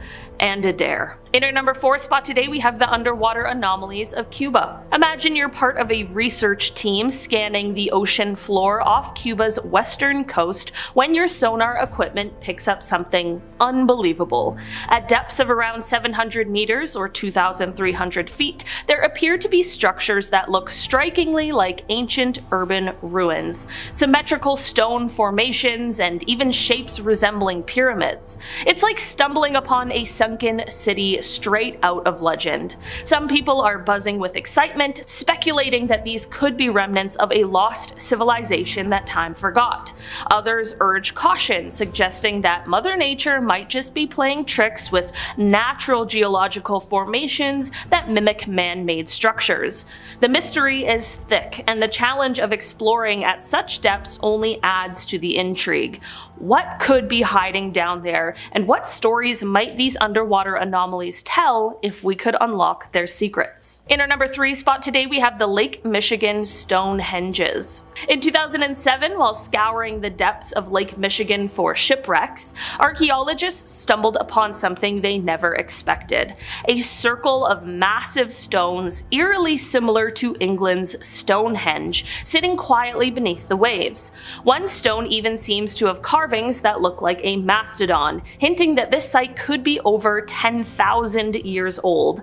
It's a discovery that flips the script on what we thought we knew about ancient peoples in North America. Who built this underwater stone circle, and why did they go to such lengths? Was it a ceremonial site, an ancient calendar, or something entirely different? The fact that it's submerged adds another layer of mystery. Was it always underwater, or did rising water levels swallow it up over millennia? Researchers are still diving into these questions, no pun intended, but one thing is for sure: The Lake Michigan Stonehenges have turned a lot of heads and sparked imaginations about the hidden chapters of human history lurking just beneath the surface. In our number 2 spot today, we have the vitrified forts along Scottish rivers. Imagine hiking through the misty Scottish Highlands and stumbling upon ancient hill forts whose stones are mysteriously fused together, as if they were melted by some ancient flame. These are the vitrified forts of Scotland, found in various locations, including near rivers like the River Bogie, overlooked by the Tap o' Noth. The walls of these forts have been subjected to such intense heat that the rocks have partially melted and fused, a process known as vitrification. But here's the real kicker. How did people living thousands of years ago achieve temperatures high enough to cause this effect without modern technology? Was it a deliberate architectural technique to strengthen the walls, or perhaps a result of some ancient catastrophe or ritual? Archaeologists are still debating the purpose and method behind this prehistoric high-heat mystery. The vitrified forts remain silent sentinels, holding on to their secrets as tightly as their melted stones cling to each other, leaving us to wonder about the advanced capabilities or desperate circumstances of the people who built them. And finally, in our number 1 spot today, we have the stone spheres of the Dikis Delta. Imagine trekking through the lush rainforests of Costa Rica's Dikis Delta and suddenly coming across hundreds of giant stone spheres scattered across the landscape. These aren't just any rocks, they're nearly perfect spheres, some small enough to hold in your hand, others massive enough to dwarf you at over 2 meters in diameter. Crafted by the ancient Dikis culture between 700 and 1530 CE, these stones have completely baffled archaeologists. How did a civilization without modern tools carve such flawless shapes out of solid stone? And for what purpose? Were they astronomical instruments, symbols of status, or perhaps markers leading to something even more mysterious? Despite decades of study, no one has cracked the code behind these spheres. It's as if the Dikis people left behind a giant puzzle, daring us to piece together their secrets. There are so many discoveries that leave scientists baffled that it's hard to keep track of them all. But here are some found recently in Alaska that left scientists terrified. Starting off our list today, we have the mystery of the color-changing Alaskan rivers. In recent years, scientists have found themselves bewildered by the changes in their waterways, including the 451 kilometers 280 miles of the monumental Kobuk River twists and turns through the northwest Alaska. Scrambling to figure out just what the heck is going on and why not only have these waters started to turn orange, but why they have also experienced an extreme increase in acidity, the United States Geological Survey partnered with the National Park Service and the University of California, Davis and the University of Alaska, Anchorage, and Public Pacific University together have set out to map the extent of the contamination as well as its impact on the ecosystem and the cause of it all. While the large group of scientists found their work to be inconclusive, they did come up with a few good theories. The first being that rising temperatures in the Arctic, which has been warming at an alarming rate of almost 4 times faster than the rest of the world, has caused permafrost to begin to thaw in certain areas of the state, releasing iron that had previously been held within the ice. Another theory suggests that not only was the color change due to excess levels of iron, but also the presence of bacteria, reducing the oxidized iron into the soil, which upon contact with the oxygenated water turned a vibrant shade of orange and raised acidity levels to rival those of actual orange juice. Next up, we have vampire fish rain. It's like that song Acid Rain, but instead of acid rain, it's vampire fish falling from the sky. Now, if you're starting to think I've lost my mind, let me explain. The sea lamprey, commonly referred to as the vampire fish, has been around since at least the 1800s, which is when it was first discovered. The jawless fish, which can grow up to 15 inches long, earned its nickname due to the fact that its mouth, which is ringed with many rows of sharp teeth, works as a suction cup, which allows it to attach and suck the blood of its prey along with other bodily fluids. So now that we know what they are, let's just imagine what would happen if they started falling from the sky in our lawns, roadways, parking lots, beaches, and more. Well, the people of Fairbanks, Alaska don't have to imagine, as in 2015, it actually happened. Over the span of about a week, the Alaskan Department of Fish and Game received several calls from the residents of the town claiming to have found the fish popping up in the most unlikely places. Now, some people have claimed this was due to seagulls scooping them up from the fresh waters and dropping them on land, but like, there were a lot. And besides, vampire fish rain sounds way cooler anyways. Kushtaka is next on our list, also known as the Land Otter Man. The creature, which many locals claim to have seen, is said to be a mythical shape-shifting being that has commonly been referred to in the legends told by the Tlingit peoples of the Pacific Northwest coast on North America. In some of the legends told, Kushtakas are described as monsters, cruel creatures who drag sailors to their deaths. However, other stories have depicted them as friendly and helping, with some even claiming that the creatures have often saved humans by freezing to death in the cold Alaskan climate. So it's a bit of a toss-up on this one. Are they good or are they bad? And are they even real? I'll leave that up to you guys to figure out. Coming up next, we have the Slide Cemetery, located in the Klondike Gold Rush National Park. It was a dark day when scientists discovered the graves of an estimated 48 to 100 people, it's unknown as the records weren't so great back then, who perished in what is now described as the darkest day in the Klondike Gold Rush history. On April 3rd of 1898, many Alaskan people took to the Chilkoot Trail in an effort to quickly reach the Klondike goldfields, but unfortunately a large number of them never made it to the intended destination. It seems the deceased, filled with dreams of collecting riches, failed to heed the many warnings of weather concerns in the area, and as the aspiring gold collectors made their way up the steep trails, the wet spring weather and loose dirt and rock caused a 10-acre avalanche, ending the lives of many and turning what was once a booming gold town into a desolate and melancholy area of mourning. The cemetery stands today as a reminder of this dark day in history. Up next, we have Lady of the Lake, the discovery of which left scientists and historians baffled and disturbed. So if you're picturing some ghostly woman standing at the edge of the water with decrepit skin and strangly hair, whose presence is depicted in horror stories and folklore, well, you'd be wrong. The Lady of the Lake is actually an abandoned WB-29 bomber aircraft, tail number 44-62214. The aircraft, which flew in the 1940s during World War II, was used to detect evidence of nuclear testing from the Soviet Union while flying back and forth between Alaska and Japan.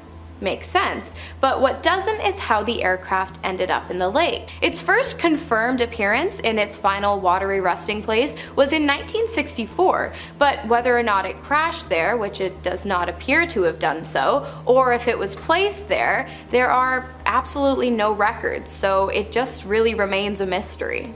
Next, we have the possible discovery of a supervolcano hiding just beneath the surface of the Alaskan islands. The question of the volcano's existence first arose on December 7th of 2022 when John Power, a geophysicist at the United States Geological Survey's Alaska Volcano Observatory, presented a study that showcased a wide crater with arc-shaped ridges and around a 426-foot depth, 130-meter hollow entryway, presumably the tip of the supervolcano, and he presented it to his peers at the American Geophysical Union. While the discovery has yet to be confirmed, there is a mountain of evidence to support the existence of the mega underwater volcano. Geographical data, as well as data collection from seismometers used to record micro-earthquakes around the islands, point heavily to the confirmation of the volcano's presence. At this point in time, scientists are determined to confirm what exactly lies beneath the surface of these waters around the Alaskan islands as quickly as they can, because with the discovery of the possible volcano being so new, we have little to no information on whether or not this thing could blow at any time. And up next, we have another possible appearance and swift disappearance of underground pyramids hidden within the earth of the Alaskan Triangle. The discovery was made after a United States Senator, Hale Boggs, along with his pilot, Nick Begich, were flying over a part of Alaska commonly referred to as the Alaskan Triangle, known for its strange energy and high disappearance rate. As you might have guessed, both senator and pilot disappeared, but that's not even the weirdest part. A survey of the area took place in an attempt to locate the missing persons, but instead found evidence of a pyramid-shaped major underground structure. However, when they went back to confirm their discovery, it was as though the pyramid had completely disappeared. There are many theories about the commonly referred to Dark Pyramid, the most popular being that it is an alien pyramid, heavily guarded by the United States government, and some people even believing that the pyramid has special powers, such as the ability to generate enough electricity to power all of Canada.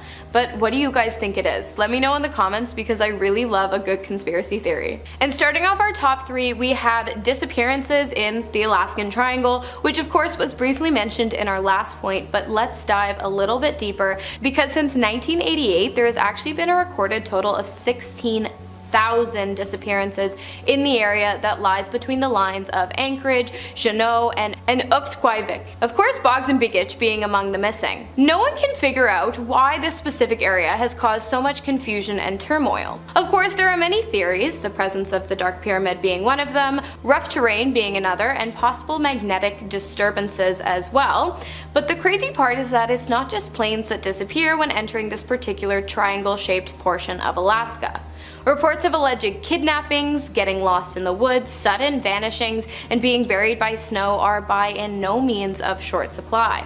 Scientists still can't seem to figure out what it is about this specific area that makes planes and people act so out of whack. Next, we have the petroglyph rocks found amongst the shores of Wrangell, an island town in part of Alaska's Inside Passage. For those wondering, a petroglyph is basically just a picture carved into a stone used to represent stories and knowledge, and if you'd like to see one, well, Alaska's got a bunch. While scientists argue over the purpose of the rocks, they have agreed that they were most likely created anywhere from 8,000 to 10,000 years ago, most likely by the native peoples that resided there at the time. But seeing as the depictions carved into some of the massive stones very closely mirror images of crop circles and other alien symbols, along with the fact that even after thousands of years the markings still remain so deep within the rock, the theory of the petroglyph's occurrence being a result of extraterrestrial artwork can't be ruled out. Not to mention, Alaska is also home to a giant underground pyramid, I'm just saying. And coming in at our number 1 spot, we have the golden egg. Okay, this one is super cool to me because it was found in the ocean, and I'm always on the lookout for new aquatic discoveries, which, by the way, if you've seen any recently, please let me know in the comments. But anyways, the flesh-like golden egg was recently discovered in August 30th of 2023, and this thing is weird. Found in the depths of the Alaskan seafloor, marine scientists are absolutely stumped as to what this thing could be, but many have speculated that it is most likely the egg casing of a new, unknown creature. On a live stream, one of the scientists noted that the egg had a hole in it, saying that meant something had either tried to get in or out. Another one of the marine spectators noted that when our collective knowledge can't identify it, it's something weird, adding, what kind of animal could make an egg casing like that? The team of researchers was able to successfully collect the intriguing item from the seafloor and bring it to the surface, and have so far confirmed that the golden flesh-like egg is in fact of biological origin, meaning it's not just some prop or piece of trash, but they have yet to truly identify the strange discovery. Some things scientists can't even explain, and that is scary. So let's take a look at some of the darkest discoveries made in North America. First off, we have the Bridgewater Triangle. The Bridgewater Triangle is an area about 200 square miles of southeastern Massachusetts, and there's allegedly been just some weird stuff going on there. There have been asylums here, prisons here, there have been cult deaths, there have been all kind of human activity, UFO sightings, Bigfoot sightings, strange serpents, will-o' of the wisps, glowing balls of light, hauntings. I think these stories are not only connected to us, to our past, but to our region and to each other, an author from the area said. Yep, you heard that right, but that's not all that happens there. Giant birds or pterodactyl-like flying creatures with wingspans up to 12 feet are claimed to have been seen there. Now there are also the Native American curses. According to one story, Native Americans had cursed the swamp centuries ago because of conflict with colonial settlers. A revered object of the Wampanoag people was lost during King Philip's War. Legend says that the area owes its paranormal unrest to the fact that this belt was lost from the native people. Now, why do all these things happen at this location? People have no clue, but there's definitely something weird going on here for sure. Next up is the Mexican Altiplano metal balls. Hundreds of strange metallic-looking spheres of unknown origin and purpose have been discovered by archaeologists exploring the ruins of ancient Mesoamerican temple in Mexico. The spheres were uncovered by camera equipment robotic exploration rover on the floor of two previous sealed underground chambers in the Temple of the Feathered Serpent. Now they are thought to be at least 1,800 years old and are about 1.5 to 5 inches in size. Their cores are made up of clay and other unknown organic materials, while their surfaces are covered in pyrite, also known as fool's gold, giving them a sparkly yellow coating. Now these spheres are thought to be offerings of some kind, as the temple was used by priests, but for now no one can establish their function because it is an unprecedented discovery, said archaeologist George Zalva. Moving on to the Centralia fire. The Centralia mine fire is a cold steam fire which has been burning in the labyrinth of abandoned coal mines underneath the borough of Centralia, Pennsylvania since at least May 27th, 1962. Yeah, a fire burning that long, it does not sound too good. It is burning at depths of up to 300 feet over an 8-mile stretch of 3,700 acres. Now at its current rate, it can continue to burn for over 250 years. When the fire first started, sulfurous fumes and carbon monoxide began seeping out of the ground, nearly suffocating some of the residents in their homes. Now even more scary, the fire weakened the ground and it left it prone to sinkholes. Due to the fire in the 1980s, Centralia was mostly abandoned. There were 1,500 residents at the time the fire is believed to have started, but as of 2017, it had a population of 5, and most of the buildings had been demolished. Yeah, I don't know why anyone would still want to live there, but the fact that this fire could happen and there's no way to stop it is just so scary. Then there's the Georgia Guidestones. Located in Elbert County, Georgia, these granite monuments called the Georgia Guidestones were huge granite stones inscribed with words of advice that the author intended to guide humanity forward. Now the creator wanted the stones to function as a compass, calendar, and clock. Meant to rival Stonehenge, R.C. Christian thought the Georgia Guidestones were superior because they had a message to communicate. The following inscriptions were sandblasted deep into the granite. Maintain humanity under 500 million in perpetual balance with nature, guide reproduction wisely, improving fitness and diversity, unite humanity with a living new language, rule passion, faith, tradition, and all things tempered reason, protect people and nations with fair laws and just courts, let all nations rule internally, resolving external disputes in a world court, avoid petty laws and useless officials, balance personal rights with social duties, prize truth, beauty, love, seeking harmony with the infinite, and be not a cancer on earth, leave room for nature, leave room for nature. Now the Guidestones were written in 8 different languages across 6 granite slabs. They were meant to serve as a guide for humanity in the world following a social, nuclear, or economic calamity. Now we have the unexplained lights of the Marfa. For more than 135 years, people have reported strange lights above the horizon in Marfa, Texas. No one knows exactly what they are, and that makes them both exciting and terrifying. Now the first sighting was in 1883 when a young cowhand named Robert Reed Elson saw a mysterious dancing light as he was driving his cattle through the plain. Since then, pretty much everyone has reported seeing the pulsating, colorful balls of light along an uninhabitable stretch of prairie southeast of Marfa known as the Pasano Pass. Now there's no way to predict when or where the lights will appear, but the glowing orbs generally form fewer than 30 times a year, usually just after after the sun sets or rises. Now some say the lights are roughly the size of basketballs and dart widely across the desert or hover as they pulsate. Others say the spheres appear colored as they twinkle in the distance. Sometimes they're red, other times they're blue, yellow, or white. Often a second orb will appear to split, merge, float, or melt into the first, and I just need to know, what are these things?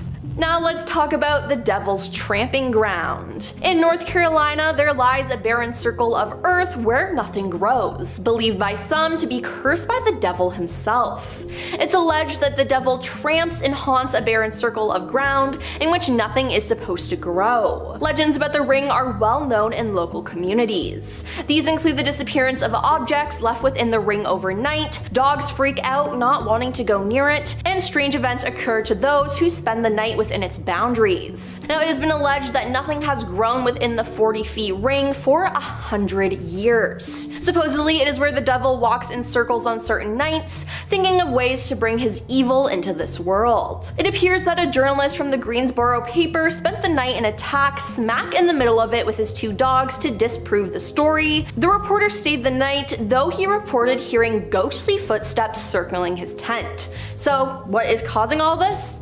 The devil. Duh. Now we have the hum. The hum is a name given to widespread reports of persistent and invasive low-frequency humming, rumbling, or droning noise audible to many people but not all people. Now in late 2011, residents of Windsor, Ontario began reporting a low droning vibration, sometimes loud enough to be irritating. Now one evening in 2012 saw 22,000 reports to officials. It's estimated that the sound was emanating from Zug Island, a heavily industrialized section of River Rouge, and Canadian officials requested US assistance in determining the source, but local authorities were obstructed by official refusals to allow access to the island. A steel mill operated by US Steel was the possible cause, but officials stated that no new equipment had been installed or activated around the time that the noises became noticeable. Then there's the Teos hum. A study into the Teos hum in the early 1990s in Teos, New Mexico indicated that at least 2% could hear it, and each hearer at a different frequency between 32 Hz and 80 Hz. Now it seemed possible for the hearers to move away from it, with one hearer of the Teos hum reporting its range was 30 miles. Now what was causing this? We don't know, and again, I need to know. On to the Oak Money Pit. The Oak Island Money Pit is a mysterious site on Nova Scotia's Oak Island that has long been rumored to contain buried treasure. The legend of the Money Pit dates back to 1795, and what began as an innocent exploration quickly became a massive treasure hunt, with hundreds of searchers excavating the island for over 200 years. The Money Pit has been dug down more than 200 feet, but many believe the treasure lies much more deep as 500 feet. Now, as diggers have gone deeper, they've encountered multiple booby traps, such as flood tunnels and stone plugs designed to protect whatever lies at the bottom. So far, the only artifacts that have been discovered are 2 links of gold chain and a stone inscribed with the letters VI and C, which some believe stands for Viva Cristo. Now, despite these discoveries, the mystery of Money Pit remains unsolved. Many believe it contains a great treasure, while others think it may be a hoax. While hundreds of theories have been proposed, from hidden pirate booty to ancient Native American artifacts, no one knows what lies at the bottom of Oak Island Money Pit, and I'm not sure we ever will.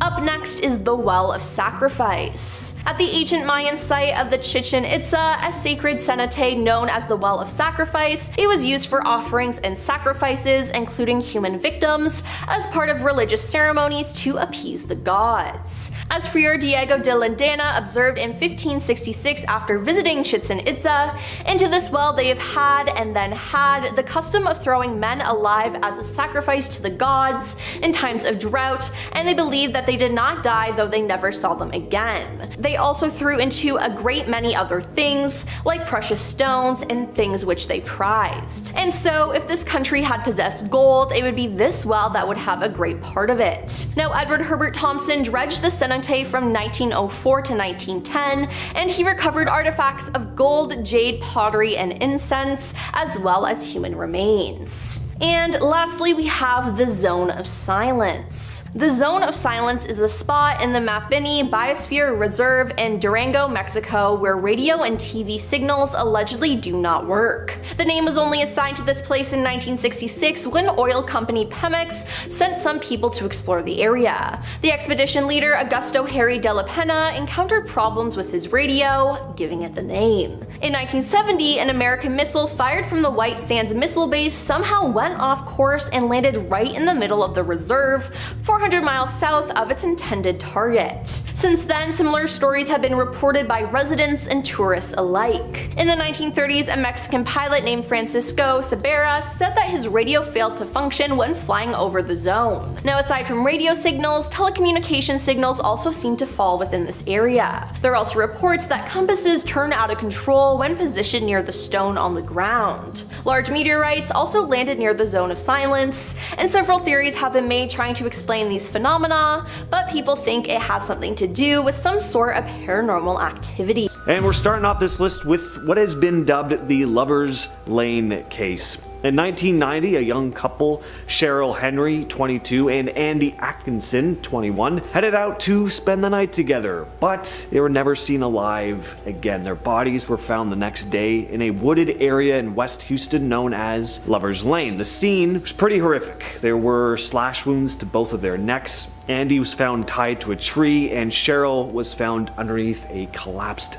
fence. Authorities were able to take DNA samples of whoever the assailant was, but they were never able to match it to anyone, meaning most likely this guy had no criminal record. And I do say guy because of the type of DNA they obtained. Over 30 years later, this case has sadly never been solved, and whoever's responsible could still be roaming around out there. The Amber Hagerman case. Amber Hagerman, a 9-year-old girl from Arlington, Texas, was at her grandparents' house on January 13th, 1996. Her and her younger brother were out playing. Amber was on her bicycle and she started riding further and further down the road towards a grocery store. Her brother decided to turn back, but Amber never came back. She'd been taken by a man in a black van in the grocery store parking lot. There was only one witness to her abduction. An intense search effort began, with the community rallying together and law enforcement agencies mobilizing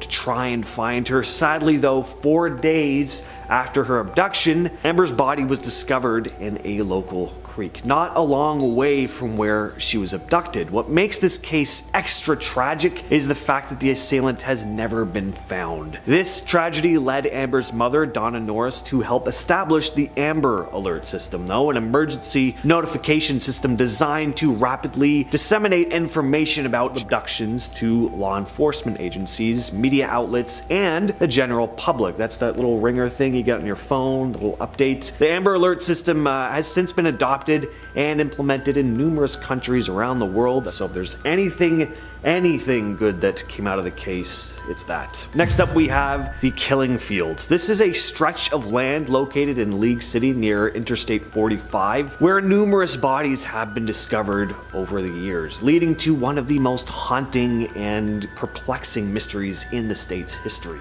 Since the 1970s, law enforcement authorities have uncovered the remains of multiple victims in this desolate area, earning it the chilling nickname. The identity of the assailant or assailants responsible for these deaths remain unknown, and whose victims were primarily young women. Despite extensive investigations, the authorities have struggled to piece together the puzzle and bring the perpetrators to justice. Various theories and speculations have of course emerged over the years, ranging from the involvement of multiple assailants to potential connections with other unsolved crimes in the region. The families of the victims, as well as dedicated investigators, persistently seek answers, hoping to one day unveil the truth and find a bit of closure. The Phantom of Texarkana. The Phantom of Texarkana. Back in the spring of 1946, a series of violent attacks happened in a 10-week time span. Whoever this creep was,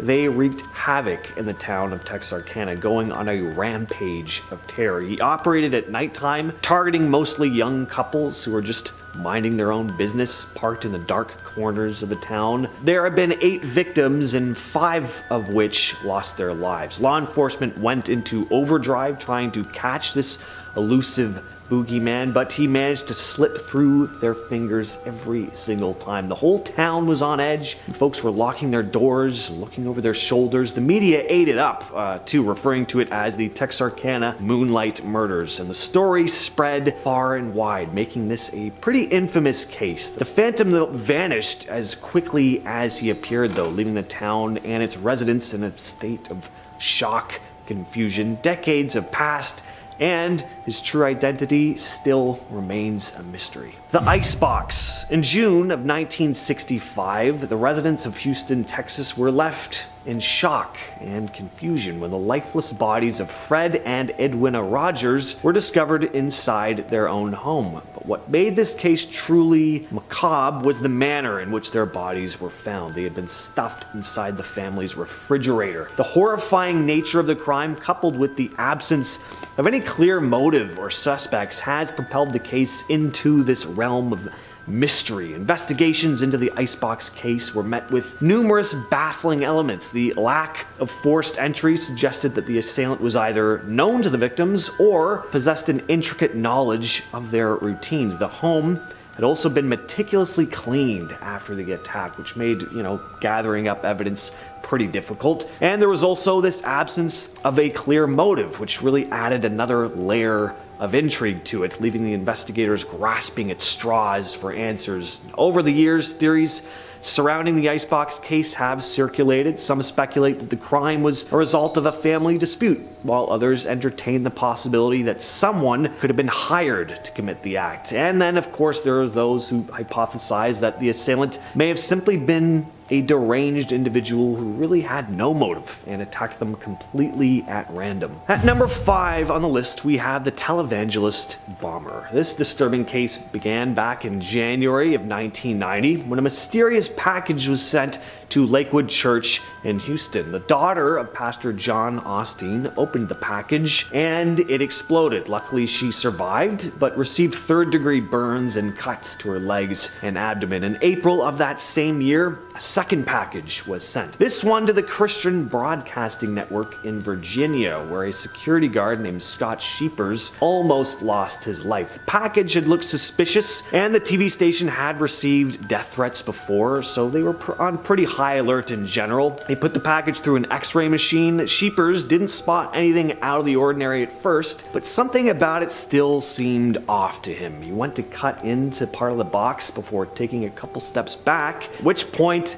the package exploded and sending Sheepers flying to the floor. He was transported to the hospital where shrapnel was removed from his leg, and he did survive. Both packages had been sent from Fayetteville, North Carolina. Until this day, the identity of the sender has never been found. Number 4, Sam Bass's treasure. Alright, Sam Bass was this notorious outlaw during the late 1800s. He was known for his daring train robberies. According to the lore, Bass and his gang managed to accumulate quite a substantial fortune through their criminal activities, amassing a hidden treasure that till this day has never been fully recovered. The whereabouts of Bass's treasure has remained a mystery, fueling countless treasure hunting expeditions and inspiring countless stories and speculations. Many believe that Bass buried his loot in various locations across Texas, particularly in the areas around Denton where he operated. Some claim that Bass left cryptic clues and treasure maps, teasing treasure hunters with the possibility of finding his hidden riches. Over the years, numerous treasure seekers have dedicated themselves to try and unravel the secrets of the whereabouts of his treasure. They have combed through historical records, studied old maps, and explored the Texas landscape in search of his stash. Despite their efforts, though, the treasure has never been found. It's kind of like a Western version of One Piece. I love it. The thing is, though, I think if someone did find it, would they report it? Or would they just kind of like keep it to themselves? I don't know. Maybe someone has found it. At number 3, we have the case of Lori Ruff. Lori Ruff was this woman with a seemingly ordinary existence, although she was always always rather secretive about her past, and her husband Blake Ruff had a lot of questions, and as it would turn out, she wasn't exactly who she seemed. In 2010, she ended up taking her secrets to the grave after taking her own life, leaving behind a trail of these perplexing clues and unanswered questions. Blake Ruff discovered a lockbox in her closet that only added to his confusion surrounding her past. It seemed as if Lori previously went by the name Becky Sue Turner.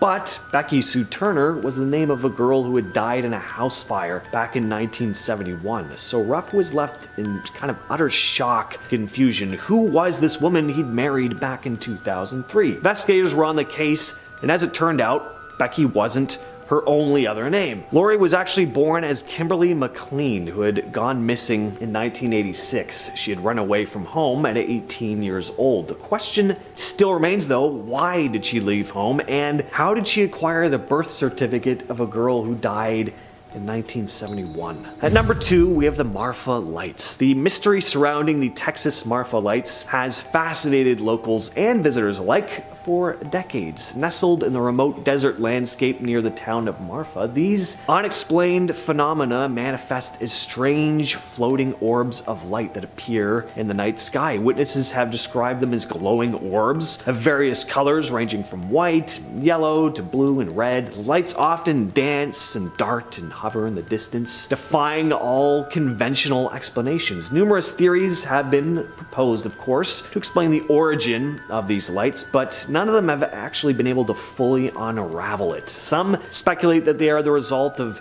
natural occurrences like atmospheric gases or reflections from distant headlights. Others attribute them, of course, to supernatural or extraterrestrial origin, believing that they are the work of ghosts or alien visitations. Skeptics argue that the lights are simply the, product of illusions or, misinterpretations. But there's quite the allure behind it, and it's led to the establishment of viewing areas and research centers dedicated to studying and observing them. Scientists, paranormal enthusiasts, and curious visitors flock to the region in search of answers. So that's something I'd like to see. I might have to take a trip to Texas, find some treasure, see some cool lights. It'll be a good time. And finally, we have the Loveland UFO case. This case stands as one of the most compelling incidents in the history of unidentified flying objects, and unfolded on the night of November 2nd, 1957 in Loveland, Texas, when the multiple witnesses reported encountering a series of bizarre events involving unidentified flying aircraft or aircrafts. Throughout the night, several motorists reported their vehicles stalling and electrical systems failing as they observed a large, almost egg-shaped object hovering in the vicinity. The witnesses described the craft emanating a blinding light and this intense heat. The accounts of the Loveland UFO sightings were remarkably consistent too, with witnesses from different locations reporting similar experiences. Law enforcement officers and local authorities were flooded with these reports throughout the night, which really adds to the credibility of the events. However,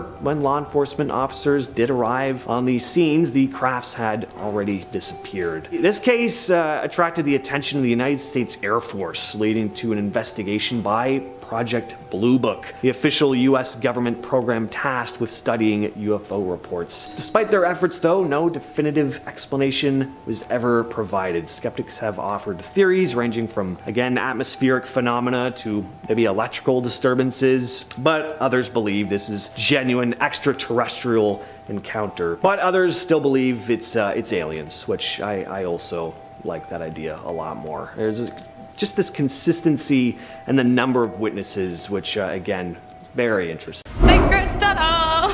Kind of look like Aang a little bit. You do! Or is it pronounced Ong? I smell a Halloween costume coming on. You guys, it's the end of the day and we're talking about tunnels. We got some interesting stories here. I do mention a place I mentioned before, but a really interesting story. One of the best, I gotta tell you. We begin our underground journey in China with a series of underground tunnels found in the ancient city of Haochengzui. In 2023, archaeologists were doing excavations in the 4,300-year-old stone city of Haochengzui in Inner Mongolia when they came across a series of tunnels built built beneath the city. The city was heavily fortified. In fact, it's ranked as one of the most tightly defended Inner Mongolian stone cities discovered to date. It was almost like the city from Attack on Titan. The inner city was surrounded by an outer city for defense, and outside of that, a walled gatehouse, so a triple defense system. There were also tons of terraces and moats. You were not getting in here easily, and if all defenses did fail, they had the recently discovered underground tunnels to retreat to as well. There were 6 intersecting tunnels about 5 to 20 feet deep that ran under the entire city. Not only would they have been used for extra security, but they also doubled as underground transportation systems connecting various parts of the city, kind of like what we have with underground walkways in cities today. Next up, we have the newly discovered ancient tunnels of the Pyramid of the Moon, the second largest building in Teotihuacan, found earlier this year in Mexico. The tunnels have remained a secret for nearly 2,000 years, making their discovery groundbreaking in the fields of both history and archaeology. The tunnels are accessible via secret passageway in Plaza de la Luna, located in the center of the city. The passageway is buried 33 feet deep, and it extends from the plaza all the way to the Pyramid of the Moon, where it turns into an elaborate labyrinth of underground tunnels. While no one has been able to enter the tunnels yet, modern technology has given researchers the ability to begin mapping their new discovery. It is believed that the Pyramid of the Moon in its heyday was likely used for religious ceremonies that would have included human sacrifice, which has brought researchers to the conclusion that the tunnels might possibly represent the underworld in accordance with the ancient Teotihuacan belief system. As I said, the tunnels are yet to be explored, but teams are hoping to check them out in the near future to see if they can uncover any hidden artifacts that might give them a more in-depth look into the ancient civilizations of Mexico. So, keep an eye on it. Next up, we have Derinkuyu, a massive ancient underground city in Turkey. Now, I talked about this place just recently, but what I didn't know was how this place was discovered, and the story is remarkable. Let's just imagine for a moment that you're doing some reno work in your basement and you gotta knock down a wall, but after taking your sledgehammer to it, you notice a small hole. One of your chickens runs into the hole and you chase after it and you realize, holy crap, this isn't just a small hole, there's actually a full-on tunnel in here. And the tunnel leads to another tunnel and another until you realize that there is actually an entire underground city right behind your basement. I mean, wait, Narnia? No, it's actually how Derinkuyu was discovered in 1963. This story is true. The 280 feet multi-level complex was built in the 8th to 7th centuries BCE and was once the home of around 20,000 people. Imagine just finding that in your basement. That's nuts. One of the coolest stories I think I've ever read about. We've been searching for signals from space for decades and sending out signals of our own, but nothing concrete has ever turned up. Some scientists believe that advanced civilizations might be out there, but are avoiding us deliberately. They might be following a kind of zoo hypothesis where they are just observing us from afar but don't interfere, almost like a wildlife documentary. Others think that the distances between stars and the limits of our technology is just keeping us from finding each other. Or maybe advanced civilizations have self-destructed. There's a theory that as societies develop technology, they also develop the means to destroy themselves, kind of inadvertently. And that's a pretty chilling thought, that as we become more advanced, we're walking this dangerous line between progress and total annihilation.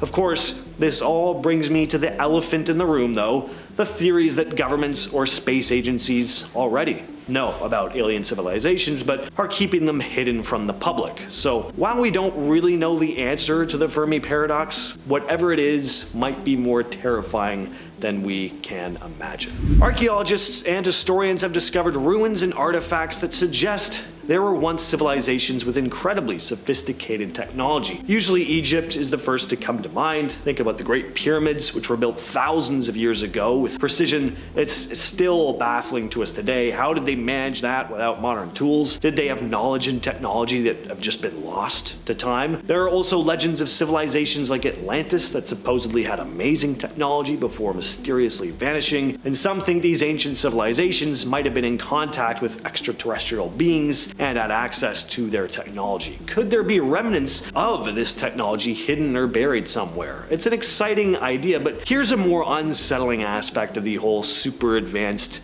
ancient civilizations thing. For as advanced and sophisticated as they were, they aren't around anymore. Great civilizations like Rome, the ancient Maya, the list goes on, they fell. It's safe to say they would have never expected it to either, and neither do we. We may fear our society breaking down, but there's always that reassuring part of our brains telling us, no, we're too advanced, too far ahead of our time. We can't go out the way ancient societies did, but that's exactly what they would have said. Artificial intelligence has come a long way. From basic algorithms to advanced systems that can learn and adapt. The idea of AI gaining consciousness, though, is where people get understandably concerned. Imagine a world where machines don't just process data, but actually think and feel like humans do. This is a very real possibility. Right now, AI can mimic human conversation and even pass as human in some situations, eerily, but is it really aware? Well, some scientists believe that with enough complexity,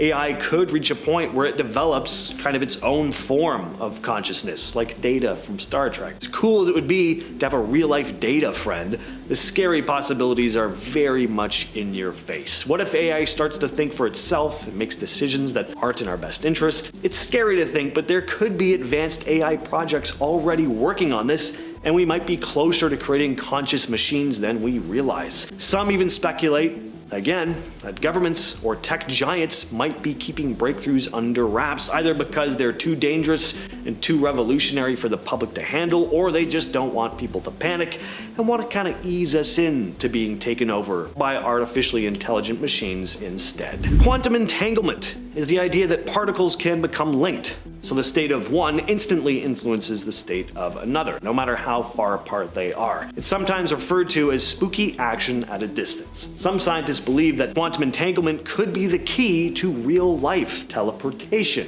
which would be incredible. No more long car rides, no more buses.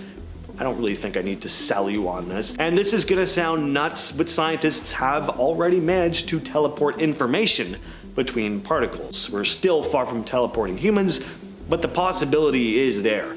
But what if teleportation isn't just a possibility, but a reality? We've all heard of things like the Philadelphia experiment, where teleportation technology was supposedly tested and was successful, but with very bad consequences. You know, like the entire crew of a ship being fused into the metal of the boat, with other guys just disappearing altogether, forever lost in some mysterious black void. Well, there are other urban legends and conspiracy theories that say governments have made significant breakthroughs in teleportation and, of course, are keeping it secret. The idea of being able to instantly transport items or people across long distances raises all sorts of security issues, and it's easy to imagine how technology like this, as cool as it would be, could also be used for some pretty terrifying things. I've talked a lot about discoveries scientists may or may not be hiding, but how about a proven case where a scientific experiment was completely kept under wraps? There are plenty to choose from, but between